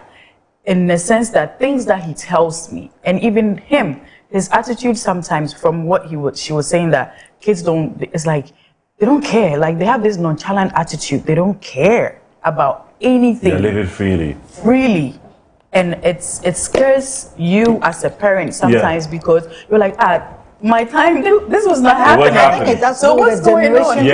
No, I mean, so what's happening? Clearly, within that time, in the 2000s and so on, social media wasn't popular now. So the spread of some of these things were not rampant. But then if you look at what is happening right now, every little thing that's happening right now, people are covering it and they are sharing with their friends just to let people know. All right, I know that this conversation, we can go on and go on, but then let's talk about your 2026 project that is the reason why you came. Who's going to start the conversation? He will start. So, like Rose said, the class of 2001, they did ICT. We are investing in education. Currently, science, maths, technology, technical education, information technology is the driving force of the world. We want to build new Einsteins from Ghana. We want to build new Steve Jobs from Ghana. And Agri is going to be the birthplace of that. And so the class of 2002 came together to revamp our Science Resource Center. Now, when we were on Agri campus 25 years ago, the Science Resource Center wasn't only for Agri. It was for Abraman and some other schools who came to use our facility. And after 25 years, it hasn't seen any major facelift. Meanwhile, post-COVID especially, teaching and learning has changed, has evolved. And so we have to speedily move to join the rest of the world. And so that's what we are doing. We are renovating our Science Resource Center. It has 3 labs, 6 labs actually. 2 for chemistry, 2 for physics, 2 for biology. I think we're showing it on the screen, yeah. Exactly. So this is what we are hoping, and that this is what we are going to build. Okay. This is not the state it is in now. Okay. This is the prototype of what you we want envisage to make it look like. Okay. Yes, because now education has evolved. Now, some might even argue that for science, it means that you are just focusing on a science student. But we are focusing on all students because we want the science affects all of us. It affects all of us. Yeah. They all do core science. Science has to be an experiential learning ground. You don't have to be theoretical about it. So we want to revamp it, give it more tools, give it more life. Give it life. Let's talk about your your school's homecoming. Who's going to go? You would want her to speak about it. So with the school homecoming, we go to Agri Campus twice a year. Okay. We have the homecoming and we have the speech and prize giving day. So the homecoming is mostly December. Okay. So that's where the planning and everything goes on. So this December is going to happen. So December, So December we are hosting the homecoming, and next year we are hosting the speech and prize giving day as well. So we meet seniors. We meet the school authorities, then we talk on how to go about the speech and prize giving day, plan everything during the December homecoming. What are the dates? You have the dates for that? Yeah, so I think with the dates, mostly it's first weekend in December. Yeah. And then the speech and prize giving day? March, yeah. All right. Okay, I guess I mean, we're going to be coming there. I mean, we are partners with you. Metro TV is definitely partner with you. Finally, let's hear from you. What are your final words? Okay, so I think apart from that, we also have some activities lined up for gearing towards the homecoming. What are some of the activities? Go ahead. We have a, how do you call it? We have a dinner coming up and fundraising. And fundraising as well. So if we... You have dates for that? 22nd of August. So we are your partners, so let's talk. Yes, 22nd. Okay, so we already had the first get-together on the 1st May already, and then 22nd of August would be the dinner. Fundraising, dinner and fundraising. Yes. We need all the support that we could get. You need it to And the invitation is out to everyone who would want to come. Yeah, I mean, it's being projected. The Rebuilding the Future Science Resource Center renovation project is on the screen right now. We're doing that for you. All right, so what are your final words? My final words is we need all the donation that we can get to make this project possible. Yes, this project is definitely going to be possible. How about you, your final words? So what we are telling the world is we can't do it without them, so they should please help us to get the funds to make it possible. And like they say, charity begins at home. So we, as AMOSES, we've already started, but we are calling on our mates, our seniors, our juniors, any level of agri to join us. We have all social media handles, AMOSA 2002. So on Facebook, on Telegram, on Threads, and on Instagram. All right. You can find us. I'm sure the people will definitely go on your socials and find it, because we projected your flyer and so on. So there's so much that people have seen. It is time to sing your school's anthem. We're wrapping up. It is time to sing the song. That's a particular song that keeps you together. That keeps you bonding. No, you're part of it. Yes, he can join us. Don't worry too much about Eben. Eben, please join us. Eben, please come and sing. Okay, so I'll do the lead. I'll do the lead, and then when you get to the chorus, we all join.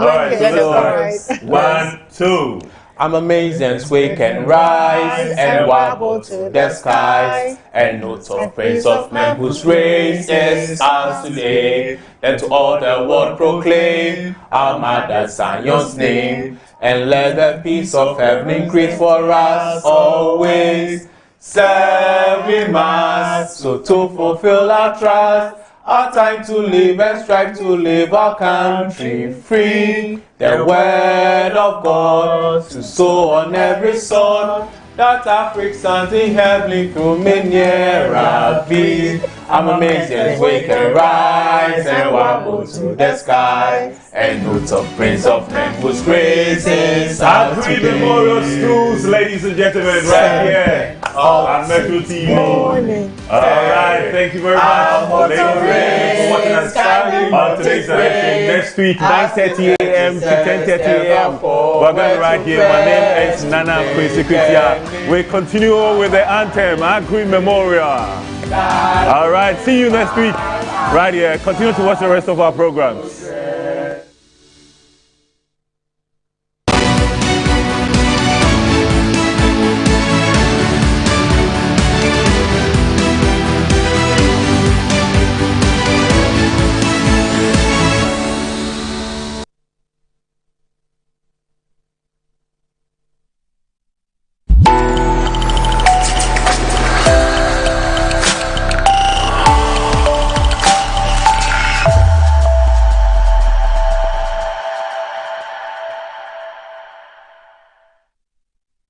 Since inception in 2012, Rehoboth has played an active role in addressing Ghana's housing deficit, having developed over 2,000 housing units. Over the last 6 years, we have grown into one of Ghana's leading providers of social and affordable housing, with strong focus on creating quality homes that remain affordable to families at home in Ghana and in the diaspora. Today, we stand proud as Ghana's largest private affordable and social housing provider, directly resolving the deep-seated anxieties of the Ghanaian diaspora buying properties back home. We have completely eliminated the systemic worries of housing,